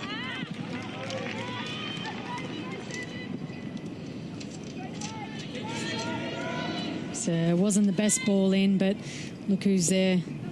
We're not contesting. I'm not exactly sure which Victory defender is responsible for marking her, at least to put her off that header. Well, you almost think it's the golden goal time at the moment, isn't it? The goal that is scored now might just be enough to steal the chocolates and take the grand final berth. Where's it going to come from? Can Beaky Goad find a bit of room? Is it going to be the obvious target of Devanna or perhaps Rachel Quigley for the victory? Catley steaming onto the ball. And Fletcher almost giving away a free kick. She does so, Catley, in her exuberance. It'll be 15 minutes each way of extra time should we get to that junction, and if it's still level after that, it'll be the penalty shootout. I sense it might not be heading that way, but you never know. Oh, is that a free kick? It is. This is trouble here for Catherine Brown. It's going to be a free kick. Trouble for Quigley. She's copped a heavy knock. Yeah, it's Rachel Quigley, and she's gone down. And no doubt Mum and Dad, Beverly and Stephen, will be watching, very concerned at home. And this is the shot. And the ball was... Well, she was going hard for the ball. That's caught her flush on the calf. She did get a lot of the ball. And that may be why the referee has not gone for the pocket.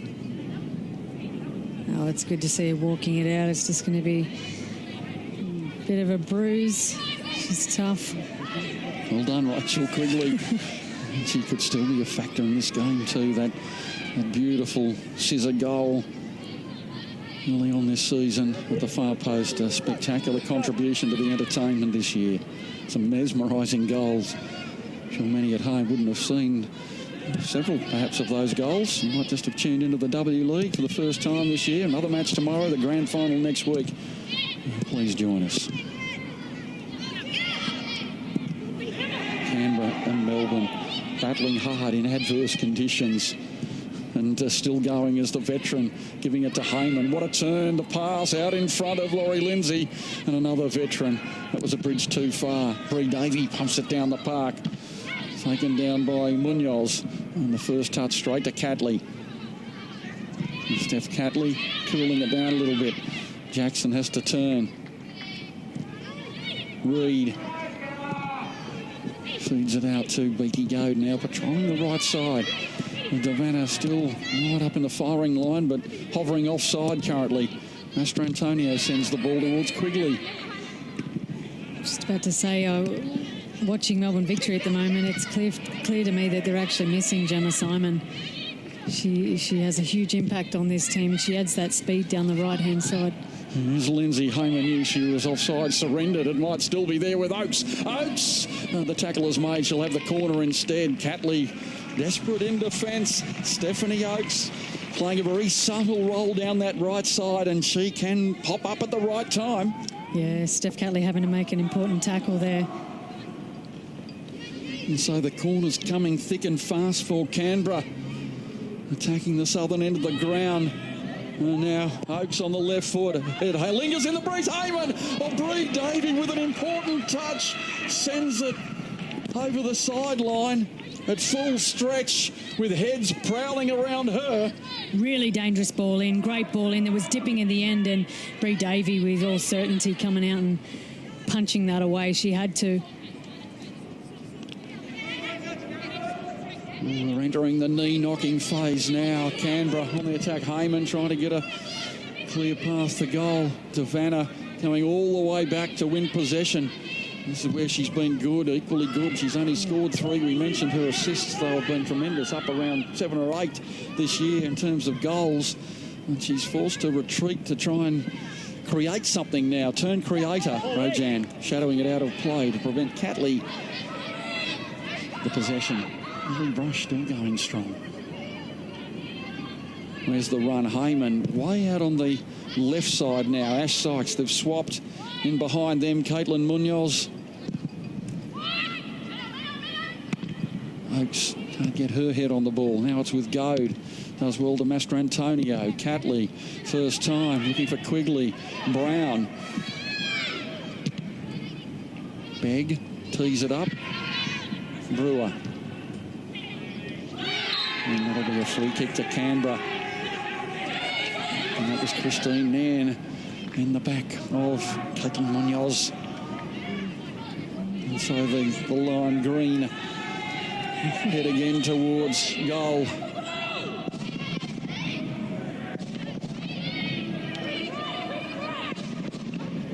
On the edge of the area, Munoz. Heyman's on the left side. angle. Fletcher has moved up in support. Fletcher looking to get on the end of it. And the road. And there's the first time shot from Ash Sykes. No great power and from long range. And Bree Davey just hurling it downfield to Devanna, saying, put up the spinnaker, Lisa. Let's go. It's a 1-on-5. That won't stop Devanna. She loses 2. And sends the pass to Quigley. She wants the return. Back to Nan. Offside just. Devanna brings it down beautifully, but she ghosted a metre offside. She's made a run too early there, but there was really good play from Victory, and it's all started from something different from Bree Davey. Really rocketed the ball out there, thrown the ball out, and yeah, that's not good for Lisa Devanna. She knows she needs to time a run better than that. It was a good passage of play. They're just lacking something at the moment, Victory. They're lacking, is that creativity or an aggressive run forward. Good touch from Brewer to Mastrantonio. Nan, Devanna, Quigley. Oh, she brought down 2, and Quigley was about to make the run. The yellow card comes out. Easy call there for the ref, and Lisa Devanna made a really good touch inside, and I guess one way in doing that you draw the foul, and you're always going to be picked up for a free kick there. The vastly experienced Kate Jackowitz having no trouble adjudicating on Catherine Brown. It's easy call for the ref, and she's picked up a couple of those in her time, Lisa Devanna. It was probably, with it all being weighed up, not a bad piece of defence, because Quigley had made a super run and was going to receive the ball. Can they make it count? Oh, there's the ball tantalisingly for Goad. No, Brown's in decisively to clear it. 8 minutes to go. Maybe a minute or so of time added on before extra time. That is going to send them into the world of pain. Beatty Goad, will we get there? Well, Canberra started like an avalanche. They had chances. One golden opportunity in the first few minutes of play. It should have been put away, really, Heyman or Sykes. And they caught Melbourne on the hop, on the back foot. Beatty Goad, perhaps, coming into her own. Subtly quick. Can't roll it wide to Devanna. Now Begg measuring the pass, and away they go. Lindsay's onside. Sykes comes inside. Canberra have the chance. Sykes, good keeping. Clear for Lindsay. Lines it up. Parried away again. Heyman's there. And Bree Davey does wonderfully well to grab the crumbs. After 2 decisive interceptions, high pressure, high entertainment, still 0-0. Canberra with another chance. Michelle Heyman there says it all. Smiling, looking at Bree Davey, superwoman here. As you can see, the ball ends up coming back to Lindsay, who had miles of time to actually have that shot. She's hit it straight at Bree Davey, who gets a second bite of the cherry. And look at Michelle Heyman there laughing. The superwoman, Matilda's teammate. Bree Davey, Sarah, under the eyes of the national coach. Can't be doing herself any harm today with a couple of good decisive takes. And now that brave play, she's going to have to come into her own again. Oh, Heyman, she retreated to get the ball, and it was heading into that normal direction. The angle, a more direct ball. And she runs that line into the area. We can see Laurie Lindsay, she's playing a little bit higher now and seeing if she can cheat.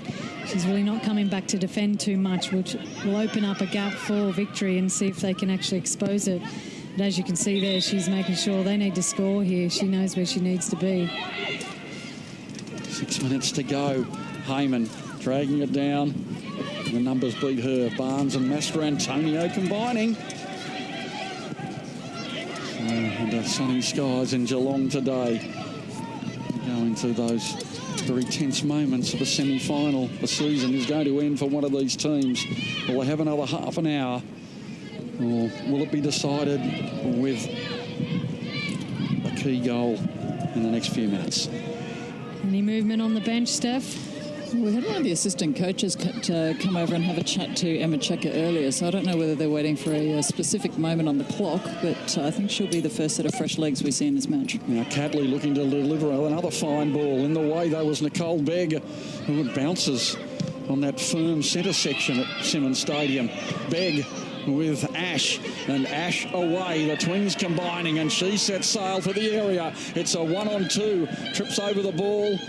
She can go back to her sister, back to Laurie Lindsay. Heyman wants it at the far post. Here's Heyman. No, too far in front of Heyman, who had to hold up her run. She was offside, held it up, lost a little bit of momentum, and the movement came to naught. Canberra providing the moments, but not the goal. No, they're not. That's, for me, in terms of substitutions, Joe Montemero has the best card on the bench in Emma Checker. You can put her on, and basically that's his starting lineup. Well, Devanna, they might need to go there. Devanna to Quigley. Quigley turns. Taken from behind. Oh, she was annoyed by Rojan, but she did very, very well. And then with a mistake she'd make 1 in 100 times, Christine Nairn. Even the best can do it. That slight loss of concentration, the pressure of the moment. She was getting ahead of herself. She was playing the chip to the green rather than the tee shot. Look at that in the penalty area. Canberra 28, Melbourne 13. Just not being able to put it away, and sometimes that mentally can hurt a team. They've thrown everything at this Melbourne victory team. Oakes, the run is made. And Munoz now with a chance on the left foot. Oh, dithers a little bit, but still might come. She just needed to hit it first time. Perhaps she didn't think she had the angle or the space. Lindsay, it's just one touch stuff now. Beg, Heyman!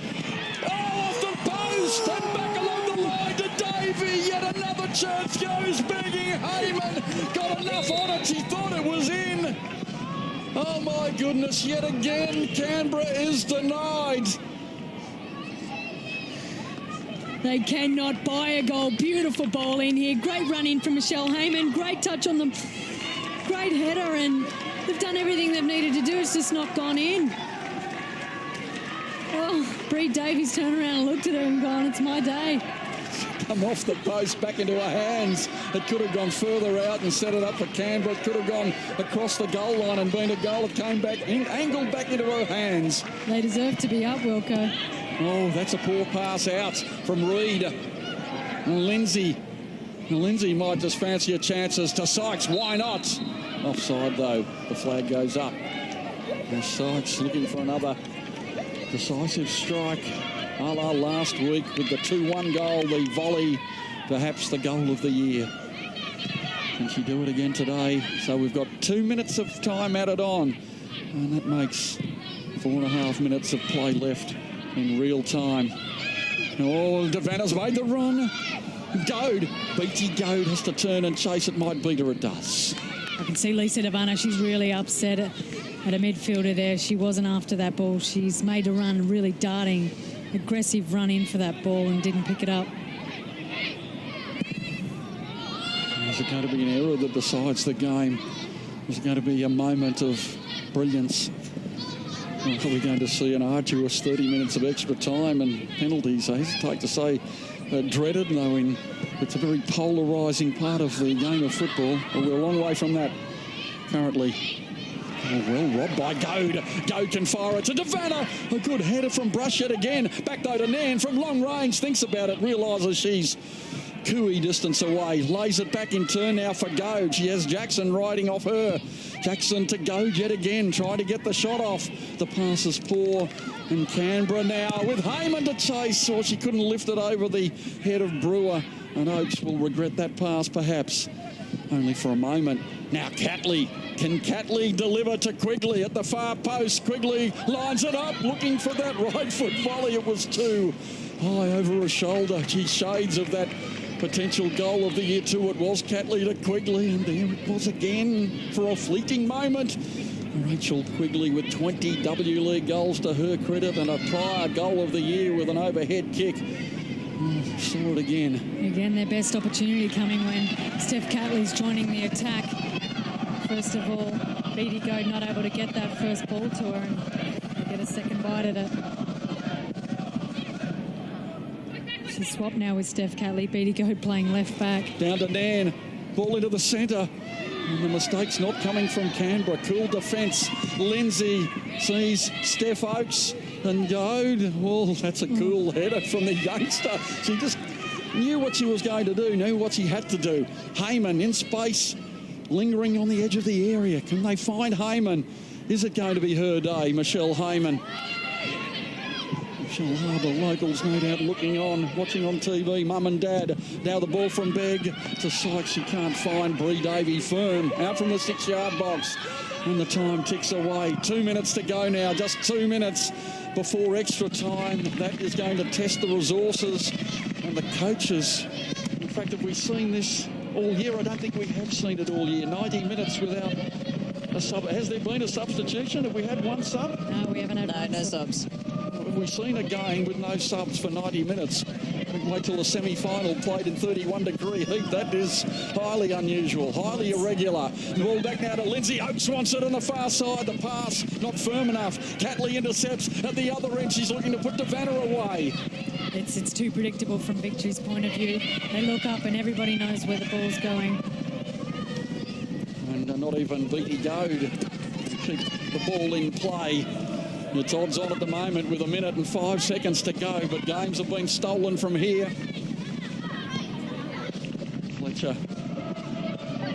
Kendall Fletcher. Brown. Beggs out to her left, the captain. Goes back the other way, looking for Oakes. Catley intervenes. Out of play one more time and just 40 seconds to go of real time. No score on the board. And the history between these two sides of tight matches continues. And Munoz auctions the ball. Bree Davey off a line. Mastrantonio dips it out to Ellie Reid. Sykes is in front. And Devanna. How much juice has Devanna got left in the tank too? She turned 30 not too long ago. Ball square to Munoz. She's caught napping a little bit by Amy Jackson. Well played from a Melbourne Victory perspective. Here is Devanna, possibly the header down. Last few seconds. Doing well, Laurie Lindsay. Turning around, sending it to Fletcher. Fletcher to Heyman. Heyman brings it down beautifully. Heyman can't slide it home. On a plate yet again. The fourth chance for Michelle Heyman. It had to be. It was just dollied into the arms of the keeper. And Michelle Heyman turns from rueful smiling to total exasperation. She found no power when she needed it.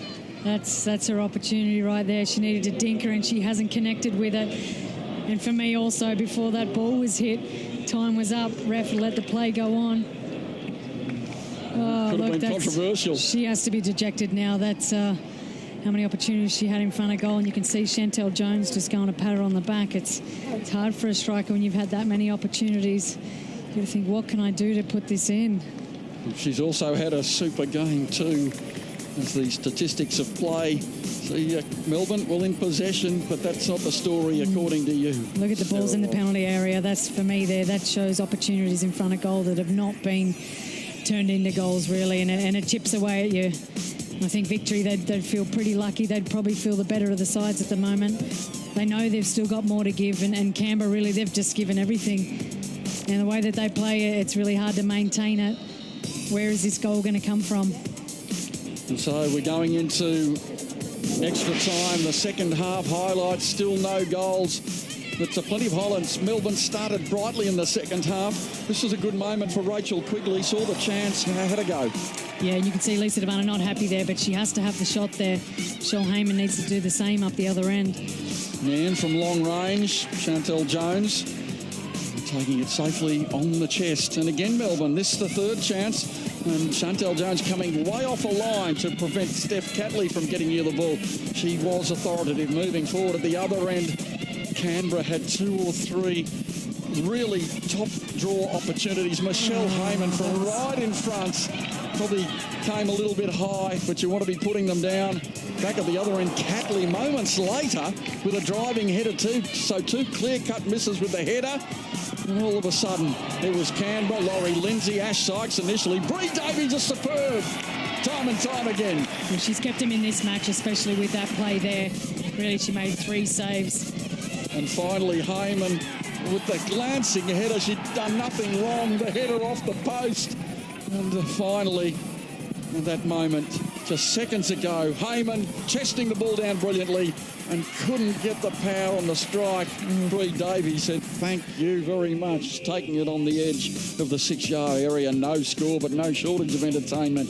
And we have another half hour, 15 minutes each one, potentially penalties. What's going to be the makeup?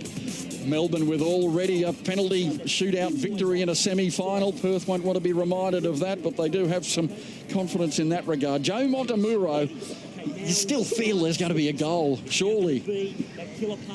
I do. When you think about it, there's been plenty of opportunities, and I imagine there'll be more. So look at that opportunity there. That's in the first 5 minutes. You could be forgiven for that, to not have that shot. Picking up the ball, looking at the keeper. And Heyman, looping header. And it had gone over by the time Bree Davey had touched it. No corner. Sykes moving into position 1-2 touches off the post. So Canberra have hit the post twice. They've grazed the crossbar once.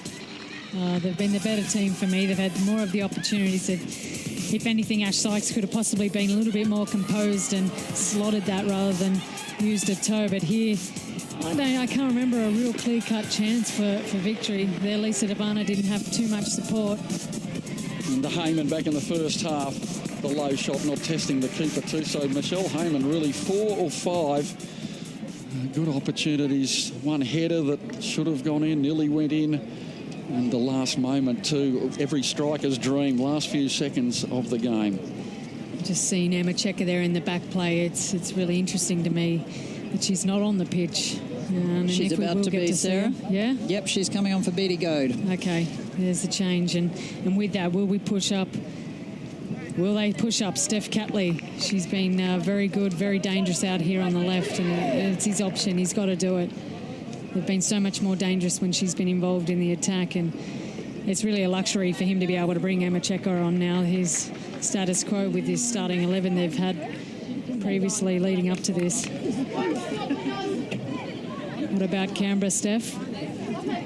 No, they don't look to be making any substitutions at this point. There's been a lot of work by the physio and the medical staff on calves and cramps and things like that, though. So we'll see how long they hold out, because it's still really warm down here. Well, the first replacement in the game comes as we head into extra time. Highly unusual. Emma Checker, 30 minutes more of action. We hope you're enjoying this semi-final. Tension-packed. The loser out. Are we going to go to penalties again? And Melbourne going to step up? Or will Canberra take the fruits from today's game, as it seems they deserve? Michelle Heyman, one would be with her now in terms of those opportunities. Just imagine how she's feeling. But the team, the defenders, will be lifting up around her, saying, it's going to come, it's going to come. But it's been a little endemic of Canberra's season, really. They've only scored 22 goals all year. Melbourne have notched 26, way behind Perth's tally. And Canberra have put a lot of good play together, and early on they were not finding the final pass nor the back of the net.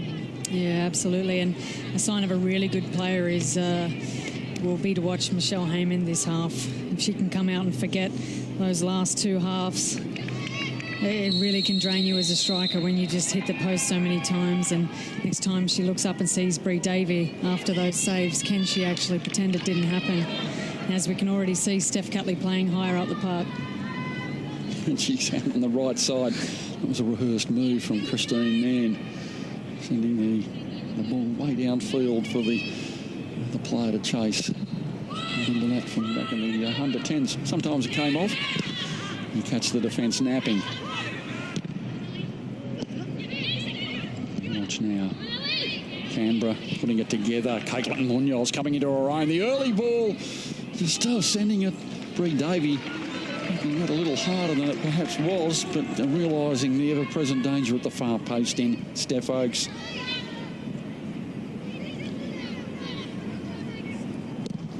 Davey with a long drop-out brush underneath it. Jackson, who is it? Mastrantonio, Jackson, Sykes. Heyman's offside, and now she retreats and is onside, and she puts the ball in. Well, the flag goes up. That was a late call. It was probably the latest call of the game so far.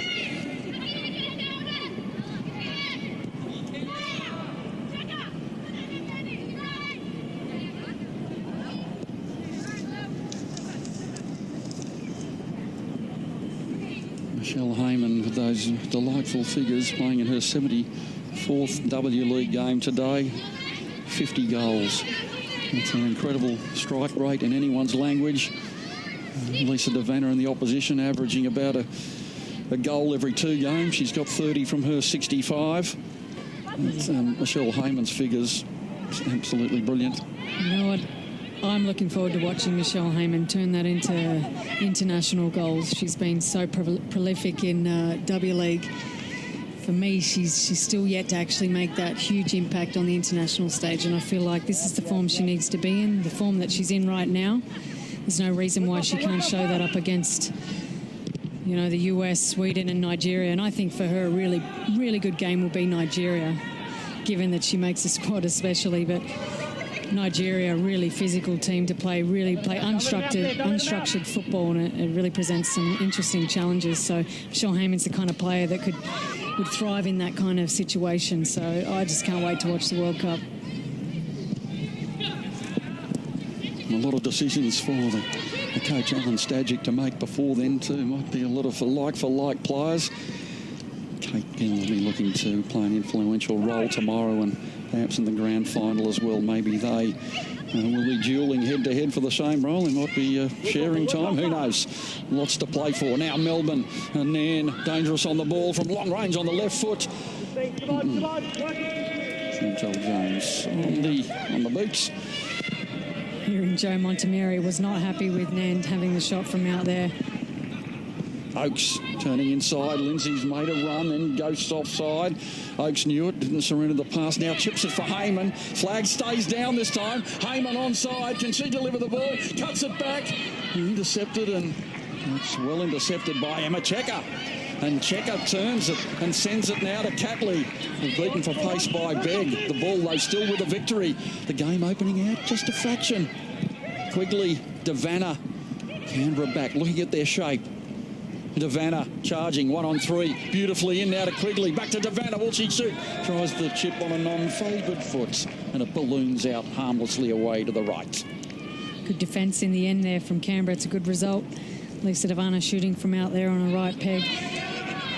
Steph Catley, though, she has the potential to be able to open this match up on the right-hand side. All on a lonesome, Ash Sykes. Brewer looks around, sees who's behind. Lindsay's made a nice run. Barnes shadowing her. Lindsay, with the first touch, says, come on, Lauren. And wins a corner kick. The corner. Oh, is this the moment? Yet another corner for this Canberra team. We've had 7 so far, as against 3.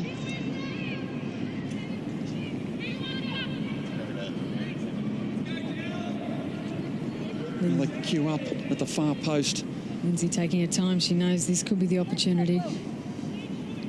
Lindsay lines it up. It's a good flat ball. They leap. The ball just wide. It sails. Well, Kendall Fletcher up into the attack yet again to provide an option. It was a good ball in the end. As you can see, when Michelle Heyman actually drags players out, she's not involved in the play. And because she's so dangerous in the air, everybody's looking at her. And it was Munoz in there with the look-alike ponytail, but Caitlin Munoz finding space now. Steph Catley, she's got pace, and she loses Rojan. Big on the left foot now, holds it up, stubs the toe, but she's still there. Sends it back now to Quigley, and the retreating Fletcher picks it up, and again, that last pass, they can't find the right penetration. They've done everything well again, everything correct. Steph Catley blasting down the left-hand side. I'm not sure where Lisa DeVanna was, but again, could not play that early ball. No blue shirts in the box. And inviting a run from Heyman. Heyman had made a good long sustained run down that left touchline. Now Munoz with the ball onside is Heyman. A little bit of work to do. First she brings it down. That's task 1. Can she beat Ellie Reid? Reid hugging her. Oh, she takes her on and then lays it back nicely. Oates with the shot. Straight at the keeper with power. Brie Davey equal to the challenge yet again. Really strong shot here from Steph Oakes. She's really connected with it well. You can see how quickly it was dipping. Ended up being a lot more difficult for Brie Davey. Stephanie Oakes, she's managed 7 goals in her 24 appearances. There's now Brewer hustles forward. Canberra always seem to get those numbers back. Fletcher's everywhere. Lindsay, Munoz, Sykes does well. And Heyman wants the early ball at the far post. It's measured wonderfully to Heyman. Comes in and the bounce beats her. Good attention though by Ellie Reid at the far post. And Heyman ruefully, he gets up again and looks at the heavens, but really she had some pressure on her shoulders. Perfect ball in from Ash Sykes there. Gorgeous. Michelle Heyman, it's taken a bad bounce. Probably had to hit it first time. To Lauren Barnes. It's really opened up now, as you can see, it's end to end.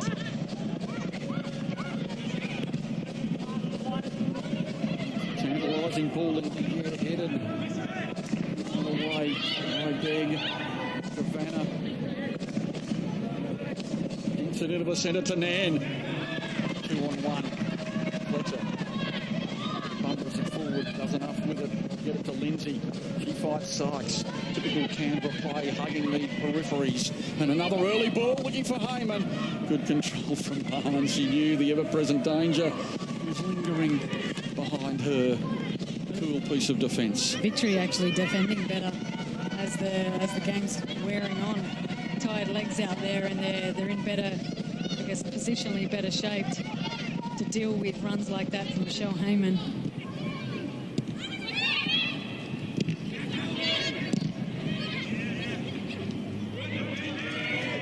Fletcher. Oakes has made a good run. Steph Oakes now. Will she bring it back in and get it on the right foot? On the left foot it is for Oakes. Far post, Sykes was there. Carried away. Heyman arrives belatedly, but in timely fashion. Well, that's just outside the area. Surely there's a free kick.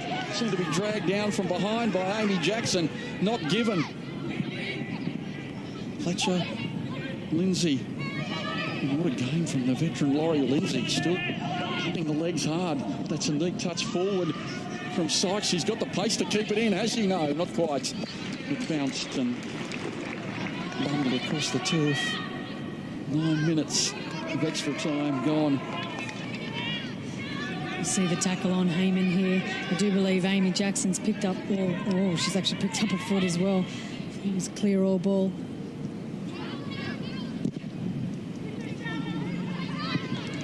Catley, Steph Catley down to Nan. Here's Devanna.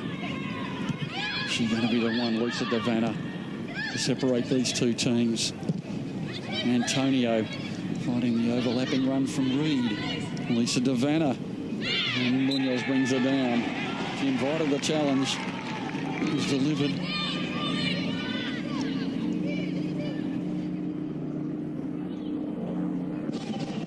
She's trying it. She's held it on. Effectively, Kayla Munoz didn't need to do that there. 10 minutes of extra time in the first period.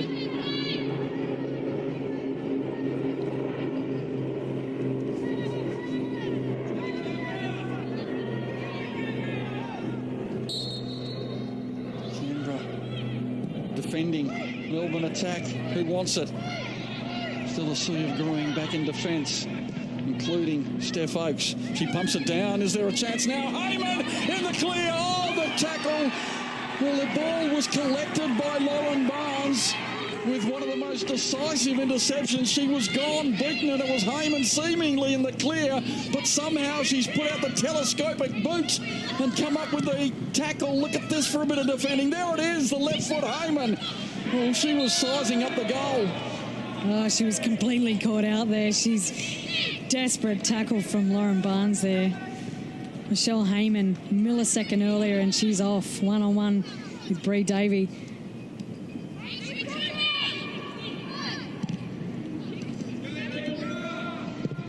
Still only the one change, Steph. Absolutely, and no movement on either bench. Just thinking that they're all sitting on the bench. There's still DeAngelis for Canberra United. She's a good option in the midfield for them. Well, Canberra on the balance, on the chances in the area. You put your house on it, wouldn't you? That they're going to come up with a goal and force something out of Melbourne, but it hasn't been so far. We've had now 101 minutes of play. Caitlin Munoz tees it up yet again. One of the better efforts. Lindsay thinks about it, just dinks it back. Chance for Steph Oates onside, and it's guided. Pressured from behind. The free kick goes the other way. Cool defence from Hannah Brewer. So a lot of players coming into their own in the tense moments of this extra time period. She was decisive here. She always was going to shield that ball out. And Steph Oakes with the hands in the back. Both coaches calling on their players to show superhuman qualities by going deep into extra time. Lisa Devanna with a chance now. Devanna bringing it down. Oh, almost rolled it into the path of Quigley. Still with Devanna. Devanna has Nan. Devanna needs to attend her. Sends it in. The ref looks, says no. Devanna, you went down of your own accord. Again, it might need more introspection. There might not be time. Is that offside? Flag up. Flag up. The sisters don't combine effectively, as it was offside, and the head shake yet again of disappointment. Just a couple of minutes to go in this first period of extra time, and the deep breaths being sucked in everywhere. Let's have a closer look at this. It says Devanna. No, it was barely just a graze, was it? Devanna trying to wrap around the outside of the hip.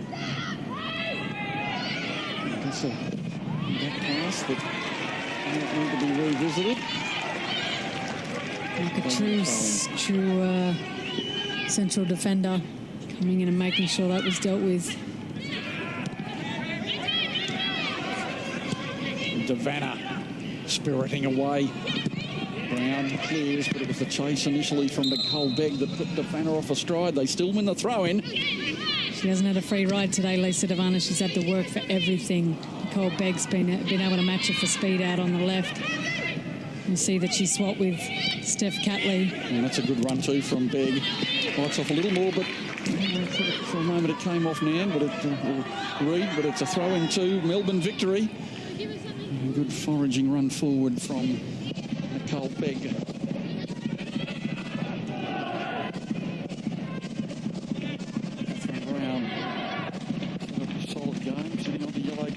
That's also in the equation, isn't it, for many late, ugly challenges. A couple of players, for a few on yellows, Brown, Heyman and Rojan. For Canberra, ball forward looking for Heyman. Just a comfortable Lauren Barnes. Headed back to the keeper. It's funny, Lauren Barnes wasn't doing this in the first half. She's dropping extra early whenever Chantel Jones looks to be playing that ball for Michelle Heyman. Second half, she's given herself a good 10 metres. Wide open country, and Nicole Begg looks over her left shoulder, finds she has some work to do. Reed into Devanna. Too much weight, and she looks around with a cursory eyebrow lifting. End of the first period of extra time, and still you can't break the deadlock at Simmons Stadium in Geelong. The first semi-final of the W League, Melbourne 0 and Canberra 0. They might have the extra day's advantage over their grand final opponents for next week, but they're being asked to go an extra distance. Who knows? It could be the case tomorrow. Join us for that action. But this game here is, it's delivered plenty. Everything except goals so far.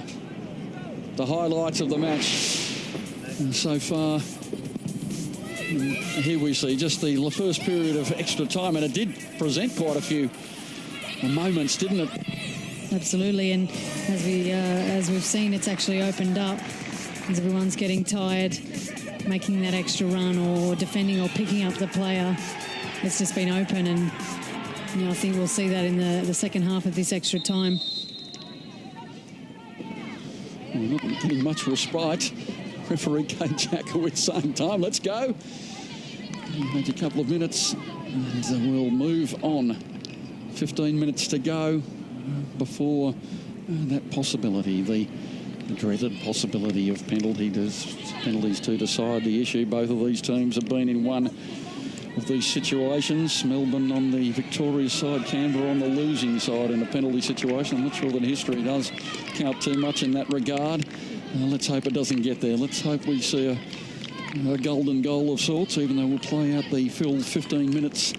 You'd think that first goal will be the only goal, should we see one. Steph, still just the one sub. Absolutely, and there's a little bit of movement on the Canberra bench, but it's to hand out more water, so nothing doing. Well, you see the way a team plays in Canberra, you just don't want to disrupt the formation, do you? Oh, I think that's exactly it. I imagine she believes she has the best team out there and probably has some individuals that can really crack this game open, and that's for both sides especially. It's kind of set up for that, isn't it? Michelle Heyman again, easy picking up the ball and allowed to turn. And the thing for Canberra, as you two have mentioned, it's not she hasn't created chances, it's ladder up over the net. Now, promising build up again from Canberra with Lindsay looking in the centre. Heyman goes up, but she didn't have a clear sight of the ball. The sun was intervening. Fletcher dominant in that role. Steph Oakes on the left foot. She scored them from here before she hits it straight to Bree Davey. And Steph Oakes down at McKellar Park has loved that situation. She can go in or out. She's good off both feet. It spiralled that onto the chest of Bree Davey. They go the other way. And Catherine Brown lost sight of the ball. Is that going to be costly? Christine Nairn is robbed. And still she goes, Ellie Brush. And Caitlin Munoz usually bites off more than she can chew. Although she does get the throw in. So a good correction as Davana was harassing her.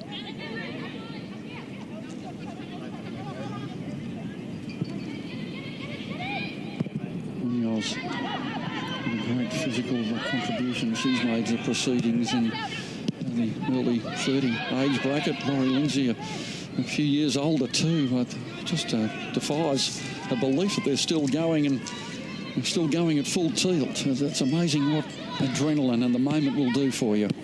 Another thing that the coaches will be thinking about, and possibly why there are no changes. Some of the most tired legs out there might be their best penalty takers. Well, Fletcher sized it up offside against Lindsay. Oh, that's right. That's absolutely correct too. Especially this girl on the screen. You imagine she won't be taken off because she'll be first with a hand up to take a penalty. You look at your leaders in your team. Wonder who will be first to put their hand up to take it.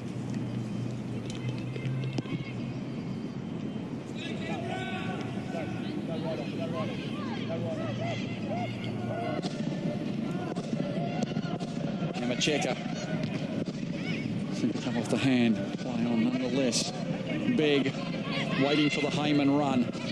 Heyman again finding space between the lines. The first time ball from Caitlin Munoz is not out of her top draw. Steph Oakes was prowling adventurously upfield.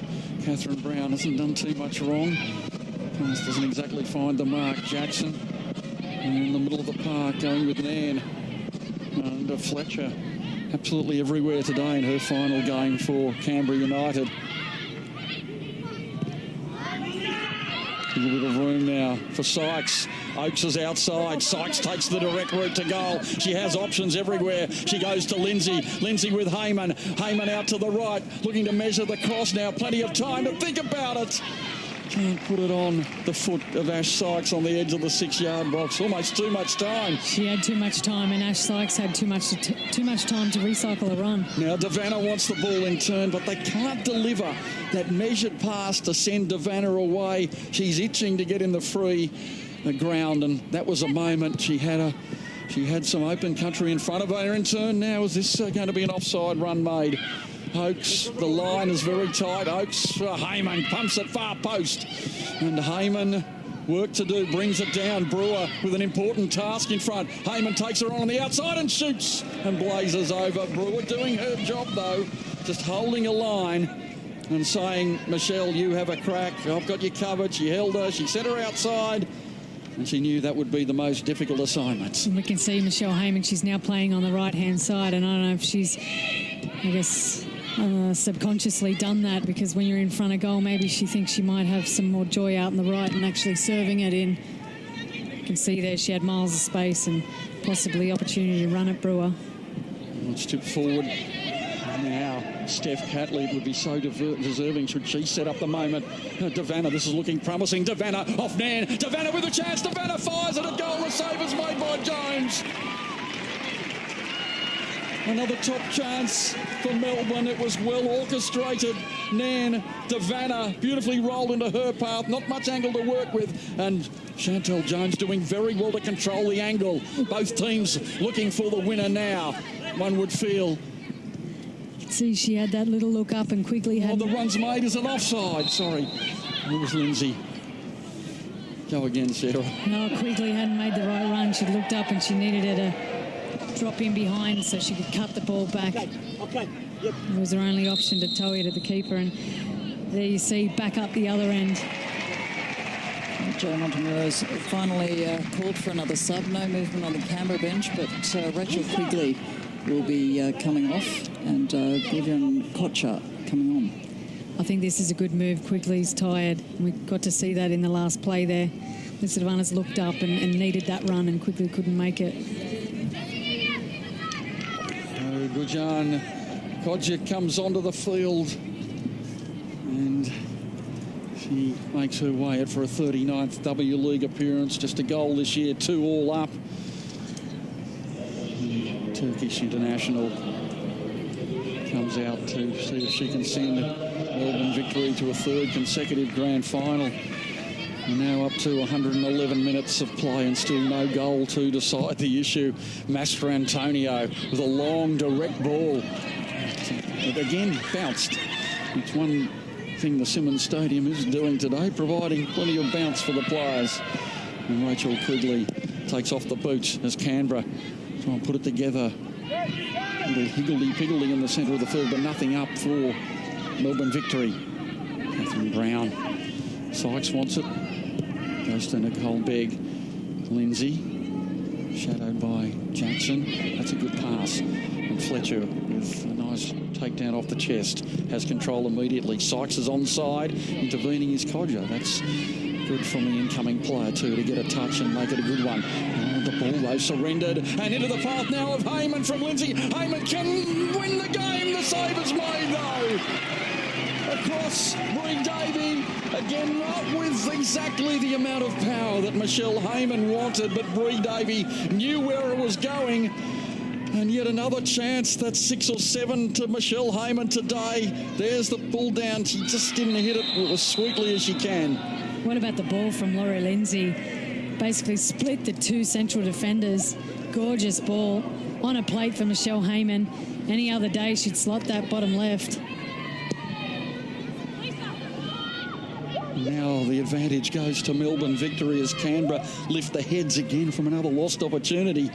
113 minutes of action gone. 7 to go before penalties. Will it get there? You still sense that goal. You can feel it. Where's it coming? Nan signalling. They move in. Devanna with a header. Perhaps it goes wide. It's saved in any case.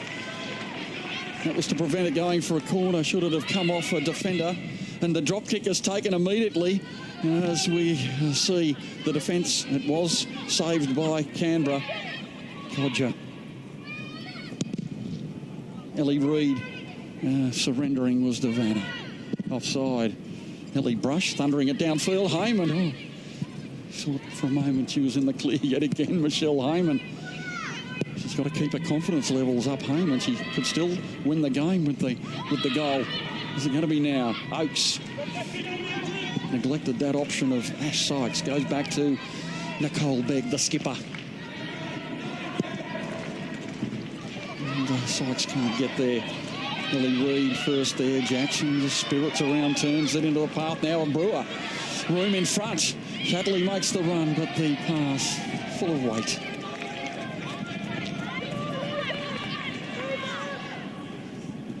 She's worked hard today, Lisa Devanna, but she's really not had much joy as she would have liked. Been tight on her and she hasn't been able to, I guess, get that freedom that she can and create that space. Canberra been really good in defence. Ball tickled on. No handball dragged down by Reid. Brown, Cooley, Fletcher to Oakes. The chase back, a little bit of a push. wins a throw in, quickly taken. Heyman sent another assignment against a set of fresh legs. She says, you can have it this time. Out for the throw in. Now they queue up. We're in the dire moments for a side conceding. Likewise, the joyful moments. Should you score at this point, it's going to be a corner kick, yet another one to Canberra. This is their 8th corner of proceedings.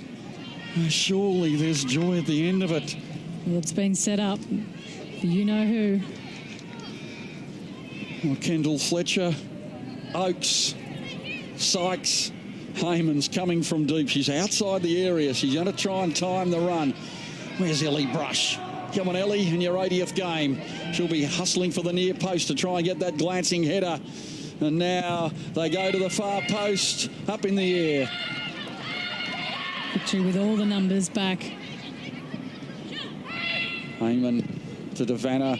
A ball, Rojan. That's a little bit of a task. Does she win a corner kick? No, goal kick. Sprinted after the ball. It's the early moments of the game. We've got 4 minutes and a bit to go. And, well, as much as that feeling might be deserting me, the goal, it's just not coming, is it, Sarah? I really thought there were going to be plenty of goals today.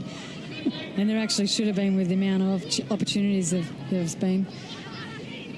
And then it's just a new slate, isn't it, at the start of... Well, not there yet. And, there seems the player was brought down. Surely, Steph Catley with a swinging arm. Not intentional, but she's been hurt here. Caught Catherine Brown around the chops, it seemed. It's a good way to lose your opponent in a game of AFL, perhaps, but not what do they call that in AFL? Game. Is that shirting? Heyman, Sykes and Brush in doubt all week. Now she's about to complete 120 minutes. Oh, nice tickle on for Ash Sykes. Heyman's alone. That's a good tackle from Lauren Barnes. And Sykes, maybe the legs just being a little bit drained from underneath her as well. As they go to the edge of physical sustainability. Fletcher. Ojam. Who wants it? You don't want to make that cataclysmic mistake at this point, do you? To Heyman, brings it down well. Michelle Heyman now. On goal is Heyman. Heyman with Davey in front yet again. With some brave keeping. The angle was narrow. It was probably one of the more difficult chances. It comes back again to Heyman. Little nod on. Can't go through the last line. Emma Checker doing well. And now it's Codger directing the ball to Devanna. She says, I'll take you all on. And she goes and does get the free kick. No play on. Nan. Devanna wants to run. Here's Lisa Devanna. On goal, Devanna. Surely Devanna, the keeper, Chantel Jones, makes a save of epic proportions as well. And at both ends, the keepers stand tall and deny the opposition. Both keepers keeping their team in the game here. Look at this, standing tall. Chantel Jones, excellent save. And up the other end, Bree Davey. Really, Michelle Heyman has not done anything wrong. As you mentioned, Bree Davey and Chantel Jones cutting off the angle.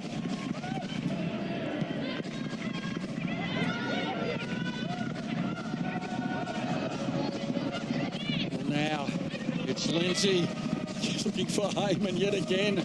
Oates wants it. And we're staring directly at penalties with a minute and a half to go. I think we might have a good penalty taker coming on here in Grace Gill. That's your assignment. Go on. That's why you bring no pressure. No pressure at all. Grace? I think you've got to be right, Walsh. She's been standing there watching with interest, but not making any huge moves to get really warmed up. I think you're absolutely spot on. Well, missed the chance in a moment. We've got 1 minute to go. Injury time. Is Devanna going to have another chance? Good defending from Ellie Brush. Brings it down. Oh, Heyman was wide open. Now she's offside. And the moment's lost. Canberra trying to conjure up something in the last moments of play. Sykes. She's tied. Lindsay And looking for Heyman, comes in close, Heyman, Brie Davey yet again. And she collects the player. And that was there's an injury now to Brie Davey. She was caught in that 50-50 challenge. And Heyman, gee, this was possibly dangerous as well. She's on a yellow card. Michelle Heyman, frustration welling through the system. She couldn't pull out really. Just unfortunate. I don't think she's actually guilty of a yellow card here. She's pulled well out of that, but I'm not sure where Brie Davey's actually been hit. Maybe just in the back. I'd be staying down too if I was Michelle Heyman. Well, now we go into that area of intrigue. This is interesting when a player comes on for me. Substitution, Grace Gill. Imagine she will be taking one of the penalties. It's difficult, though, when she hasn't had a touch of the ball, stepping up to take one. Indeed, because that clock has ticked over the 15-minute mark. I imagine that there'll be a couple of seconds enough time for Grace Gill to get on. And more importantly, it's important for victory that Brie Davey's okay. Indeed. Well, that's the last thing you want to see just before a penalty shootout as you keep it going down. Just incidentally, it's Ashley Sykes who's coming off for Grace. Ash Sykes obviously not putting a hand up for a penalty spot in the midweek. But she did her job last week with possibly the goal of the year. Penalties are a funny thing, aren't they? It's interesting. Some of your best players don't actually like taking them, and they're the last player you would want taking them. And then conversely, some of your other better players just thrive on taking them. Such a horrible way to go out of a final series, Walshy. How many have you been in? I really dislike it. I was speaking to Stadge about, I think one of the first years I took a penalty, one of my first matches back from a broken leg, and absolutely scuffed it. And I probably never took another one after it. That was in the first year of the competition. Oh, is that what you were just bringing up in front of me, was it? Thank you. I think. Oh, that's a coincidence. Stadge and I were discussing it, and he said, "You'll never take another one again." And I said, "Well, I never stuck my hand up for one." And which I love it about Kaya Simon coming back from her injury and just stepping up to take it. And I think some people were born to take them and some weren't. Well, Canberra did lose the semi-final to Brisbane Roar on penalties, 4-2, back at Ballymore way back in 2011. Melbourne did manage to beat Perth on penalties in a highly controversial Wasn't that? match. Do you remember that? The penalties being called back. It was Perth were really unhappy after that shootout. Absolutely. I think we've actually just had the nod of the head there from Brie Davey. She's obviously hurt her arm here. But look, who's stepping up for Brie Davey if she doesn't? Domofsky. Gee, that would be a moment for Cassie Domofsky. Seen her do it before. Step in nicely. She'll have a couple of minutes, guys, to get a feel for at least being on the pitch, because there's 2 minutes to be added on, but that's I think still ticking over as Brie Davey's still on the ground. So what you're trying to say is there's still a chance of a goal. Of a goal here. Yeah, we can forget the whole penalty conversation. There might actually be. I would love for there to be a goal and forget the penalties. It's a horrible way to lose, and it's kind of subdued when you win off one as well.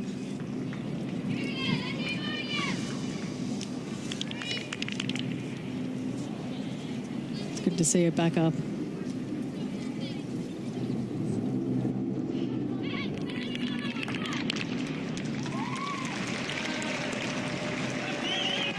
Brie Davey, she's going to leave at this moment, just when the action's about to start. It's great to see the Melbourne Victory supporters here still. The Big Blues on tonight with the men, Sydney FC versus Melbourne Victory. So it's an hour away, an hour's drive, and it's good to see them sticking this one out. Well, that's a couple of minutes. We've pretty much lost track of time. We've got that extra 2 minutes. We've had 4 on the clock, over and above extra time. They've got a little bit of a spring in the step for the last moments of action. They've got that breather that they probably needed about 10 minutes ago. And still trying to find the winner today. Catley. And the first time ball only as far as Rojan. That's a poor clearance. Swooping on it is Nan. Devanna to Nan. And tracking back well as Munoz. And calm as you like. After a partner in crime over many seasons, Ellie Brush. Well, they're toying around with it like it's the first couple of minutes of a game, not to the last minute of extra time when a goal will be it. There's Devanna goes down. Free kick, yes! It's a free kick. And it is at a dangerous position too. So is there going to be a great Houdini act? Munoz and a little back heel brought Munoz on stuck, and she wrapped the arm around the waist like a tight belt. She had players in the box too, Lisa Devanna. Well, now this is just pure golden goal country. It'll settle it right here. Full time will be called immediately. Now they line it up. Melbourne with a chance to steal it. They go near post. Oh, it's still ricocheted out of the zone. That is all of real play. We head to penalties. It's not the desired outcome for either team. You'd think Christine Nan would be a special to take one. Who's going to queue up for the penalties? They weren't expecting this at the outset today. Lisa Devanna, Bree Davey. She looks to have recovered well. As we head to penalties yet again in W League history, not an unusual outcome in the semi-finals. As I mentioned, both of these teams have been in one apiece. Melbourne have won one, Canberra have lost one. Yep. Here we get to see balls in the penalty area. 46-18. Really, it's a true reflection on who should have won this match, to be honest. And I think Victoria possibly lucky to be in this position at the end, and that's why sometimes football's so unfair. And I think Bree Davey especially, she's good. She's good taking. She's good at shot stopping in penalties. So it'll be interesting to see how this plays out. Now in the second half of extra time, well, both teams had some good moments. Well, they could have sealed the game. Michelle Heyman, she has gone from really the penthouse, not to the basement, because she had a terrific game, Heyman. It just didn't fall for her. The timing wasn't there, but she has had 7 real chances to score today, Michelle Heyman. And for a player of her calibre, you'd think at least one time she would have found the net. No, it was difficult, wasn't it?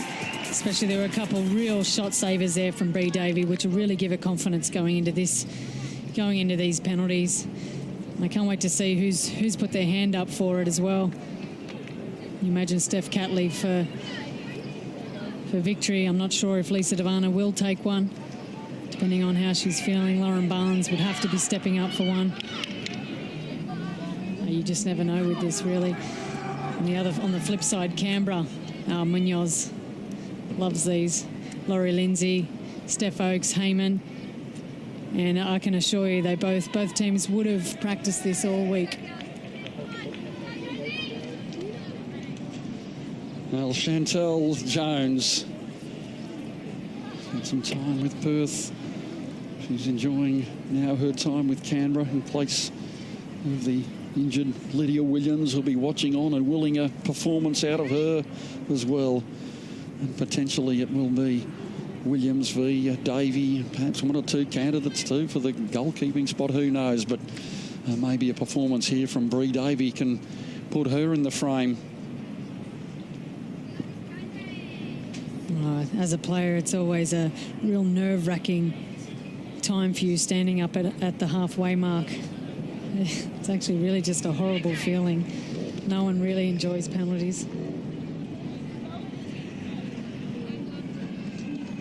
Well, now the referee's in position and the players are going to be summoned.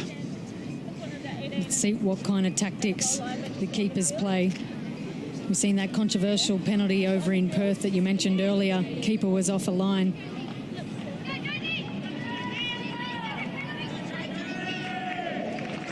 This is the longest walk that you'll ever take to the spot kick. Quickest coming back, depending on whether or not you slotted it. Well, now they go to a player who's delivered before from this particular position, Lauren Barnes. She scored a penalty in the semi-final last year. She's from the penalty spot this time, moves in. Cool as you like. That's how you want to plant them, to give your team the standard. 1-0 in favour of Melbourne victory. Here we go, Grace Gill. This is why she was brought on at the end. It's interesting, so many different players have different techniques. Some like to just drive it and hope for the best. Some place it like that perfectly, like Lauren Barnes. So you're going to be coming from behind Canberra. That's okay if one is missed, but the pressure is doubled. And look at the mind games being played by Bree Davey. Gill. Well, how much pressure? She comes on cold now. Can she get the adrenaline going in the leg? She moves in, Gill. Oh, yes. What a decision. Beautiful. Slots it home. 1-1. It's interesting to see. Bree Davies walked up to the ball there. Mind games. It's not nice when you have a keeper standing in front of you on the ball, or when a keeper actually likes to hand you the ball. Perfectly weighted penalty there from Grace Gill. And now the captain looking to continue this trend on the left foot, getting a balance. Steph Cadley, the Matildas number 7, the Melbourne number 7, moves in. Cadley, same spot. Jones, no chance. Two super strikes from Melbourne and one from Canberra so far. Well taken here, and across the body with the left foot, just with the right amount of pace too. The keeper making that game 2-4-3. Melbourne won against Perth. Caitlin Savage. It was highly controversial, wasn't it? Perth will be looking on here too, and they'll be feeling nervous, I'd imagine. They're not playing. They're playing Sydney tomorrow, but there'll be great tension. The advantage for Perth, they get to see where the penalties are taken. And now Laurie Lindsay from the short run-up. Laurie Lindsay, the tired legs. Nonchalant. Cool. 2-2. So far, the keepers haven't had a chance at all. Not a miss. Well, it's difficult for the keeper. Do they actually choose a side, or they stand tall in the middle? And now Ellie Reid hasn't scored so far this year. This could be a key moment for her. Reid moves in, slides it the same way. So they've gone to the well 3 times and come up with 3. No misses so far. Well taken. You can see just by the way the technique that they use, it comes natural to them. Steph Oakes, if I had to put my money on it, I think this is going to be driven. And Bree Davey trying to come out again, using all the mind games. Just standing a couple of paces, trying to make herself look bigger than she is with that big arm spread in a moment. Comes back, and now it's Oakes, moves in. Again, they go that right corner. It's proved popular. They've all but one gone that way. And it's 3-3. Cool as cucumbers, all of the players so far. And as that happens, so the pressure mounts. And it goes on a player who's prolific from the dead ball striking situation. Christine Nancy scored a couple of goals this year. That beautiful goal of the year candidate. I thought it was from a dead play situation. It almost was, because she had time to tee it up. Arm in arm, Melbourne victory. Christine Nan moves in with the left foot. And straight down the centre. Jones had gone, had taken a ticket to that same way. And she was outboxed. And now we're getting deep into those moments of pressure, aren't we? We get to see Munoz here, left-footed. Really strong placer of the ball. I'm going to pick left. Opening up on the left. Oh, she'll just slide it into the right side, angle the foot open, won't she? Anyway, who to predict? Key moment for the veteran. Munoz now moves in. Just slides it open-footed. We'll have known her for 10 years.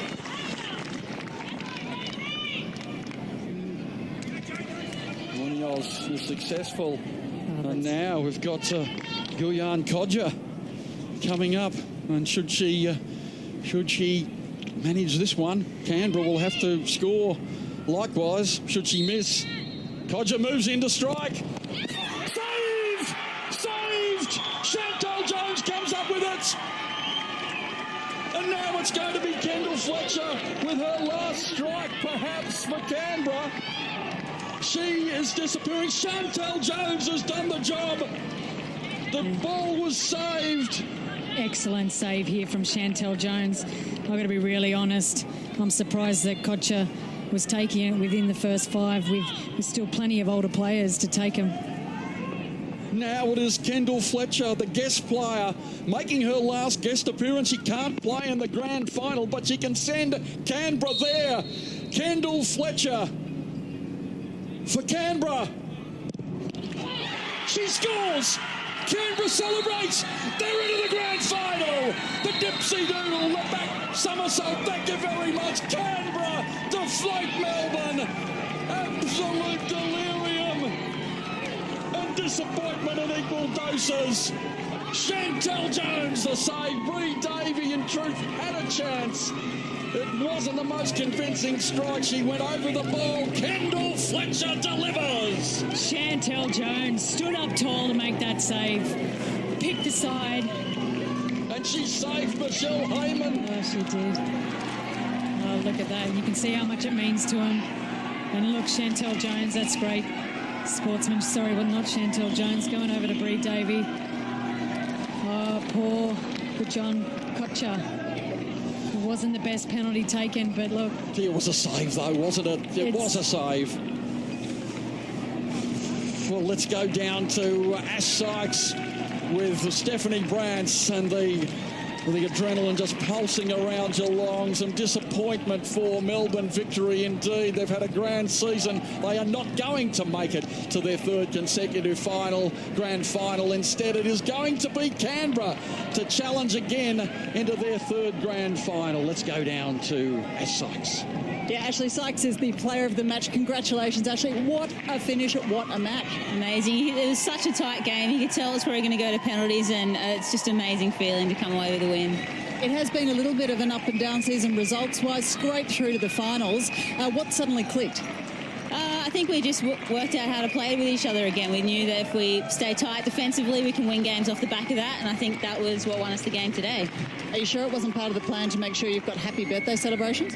Oh, I think so. I think, pushed the girls pretty hard to make sure that happened. Ashley, congratulations on the win today. Look forward to seeing you in the grand final next week, and happy birthday to you and your sister for Monday. Thank you very much. Ash Sykes, Bree Davey, inconsolable too. She'll consider that after the terrific game she had a chance to save the last one under pressure. 5-4 on penalties. Canberra into the grand final. They'll meet either Perth or Sydney. Steph. Yeah, thank you very much, Wilco. What an unbelievable finish to this match here. And, of course, we got more W League action tomorrow. But tonight, there's more semi-final action. It's the international hockey. It's the Aussies at the business end of the Champions Trophy over in India. Kookaburra's taking on Germany tonight. You can catch all that action, as I said, 10:45 on ABC2. Then tomorrow, it's Perth Glory and Sydney FC who go head-to-head. One spot remaining in the grand final. Join us at 3 p.m. to find out who prevails. And, of course, that match will be live into Western Australia. Can't wait to see you for that one. Can it live up to the excitement of the finish of this match? We'll find out tomorrow. Thanks for your company today. See you then.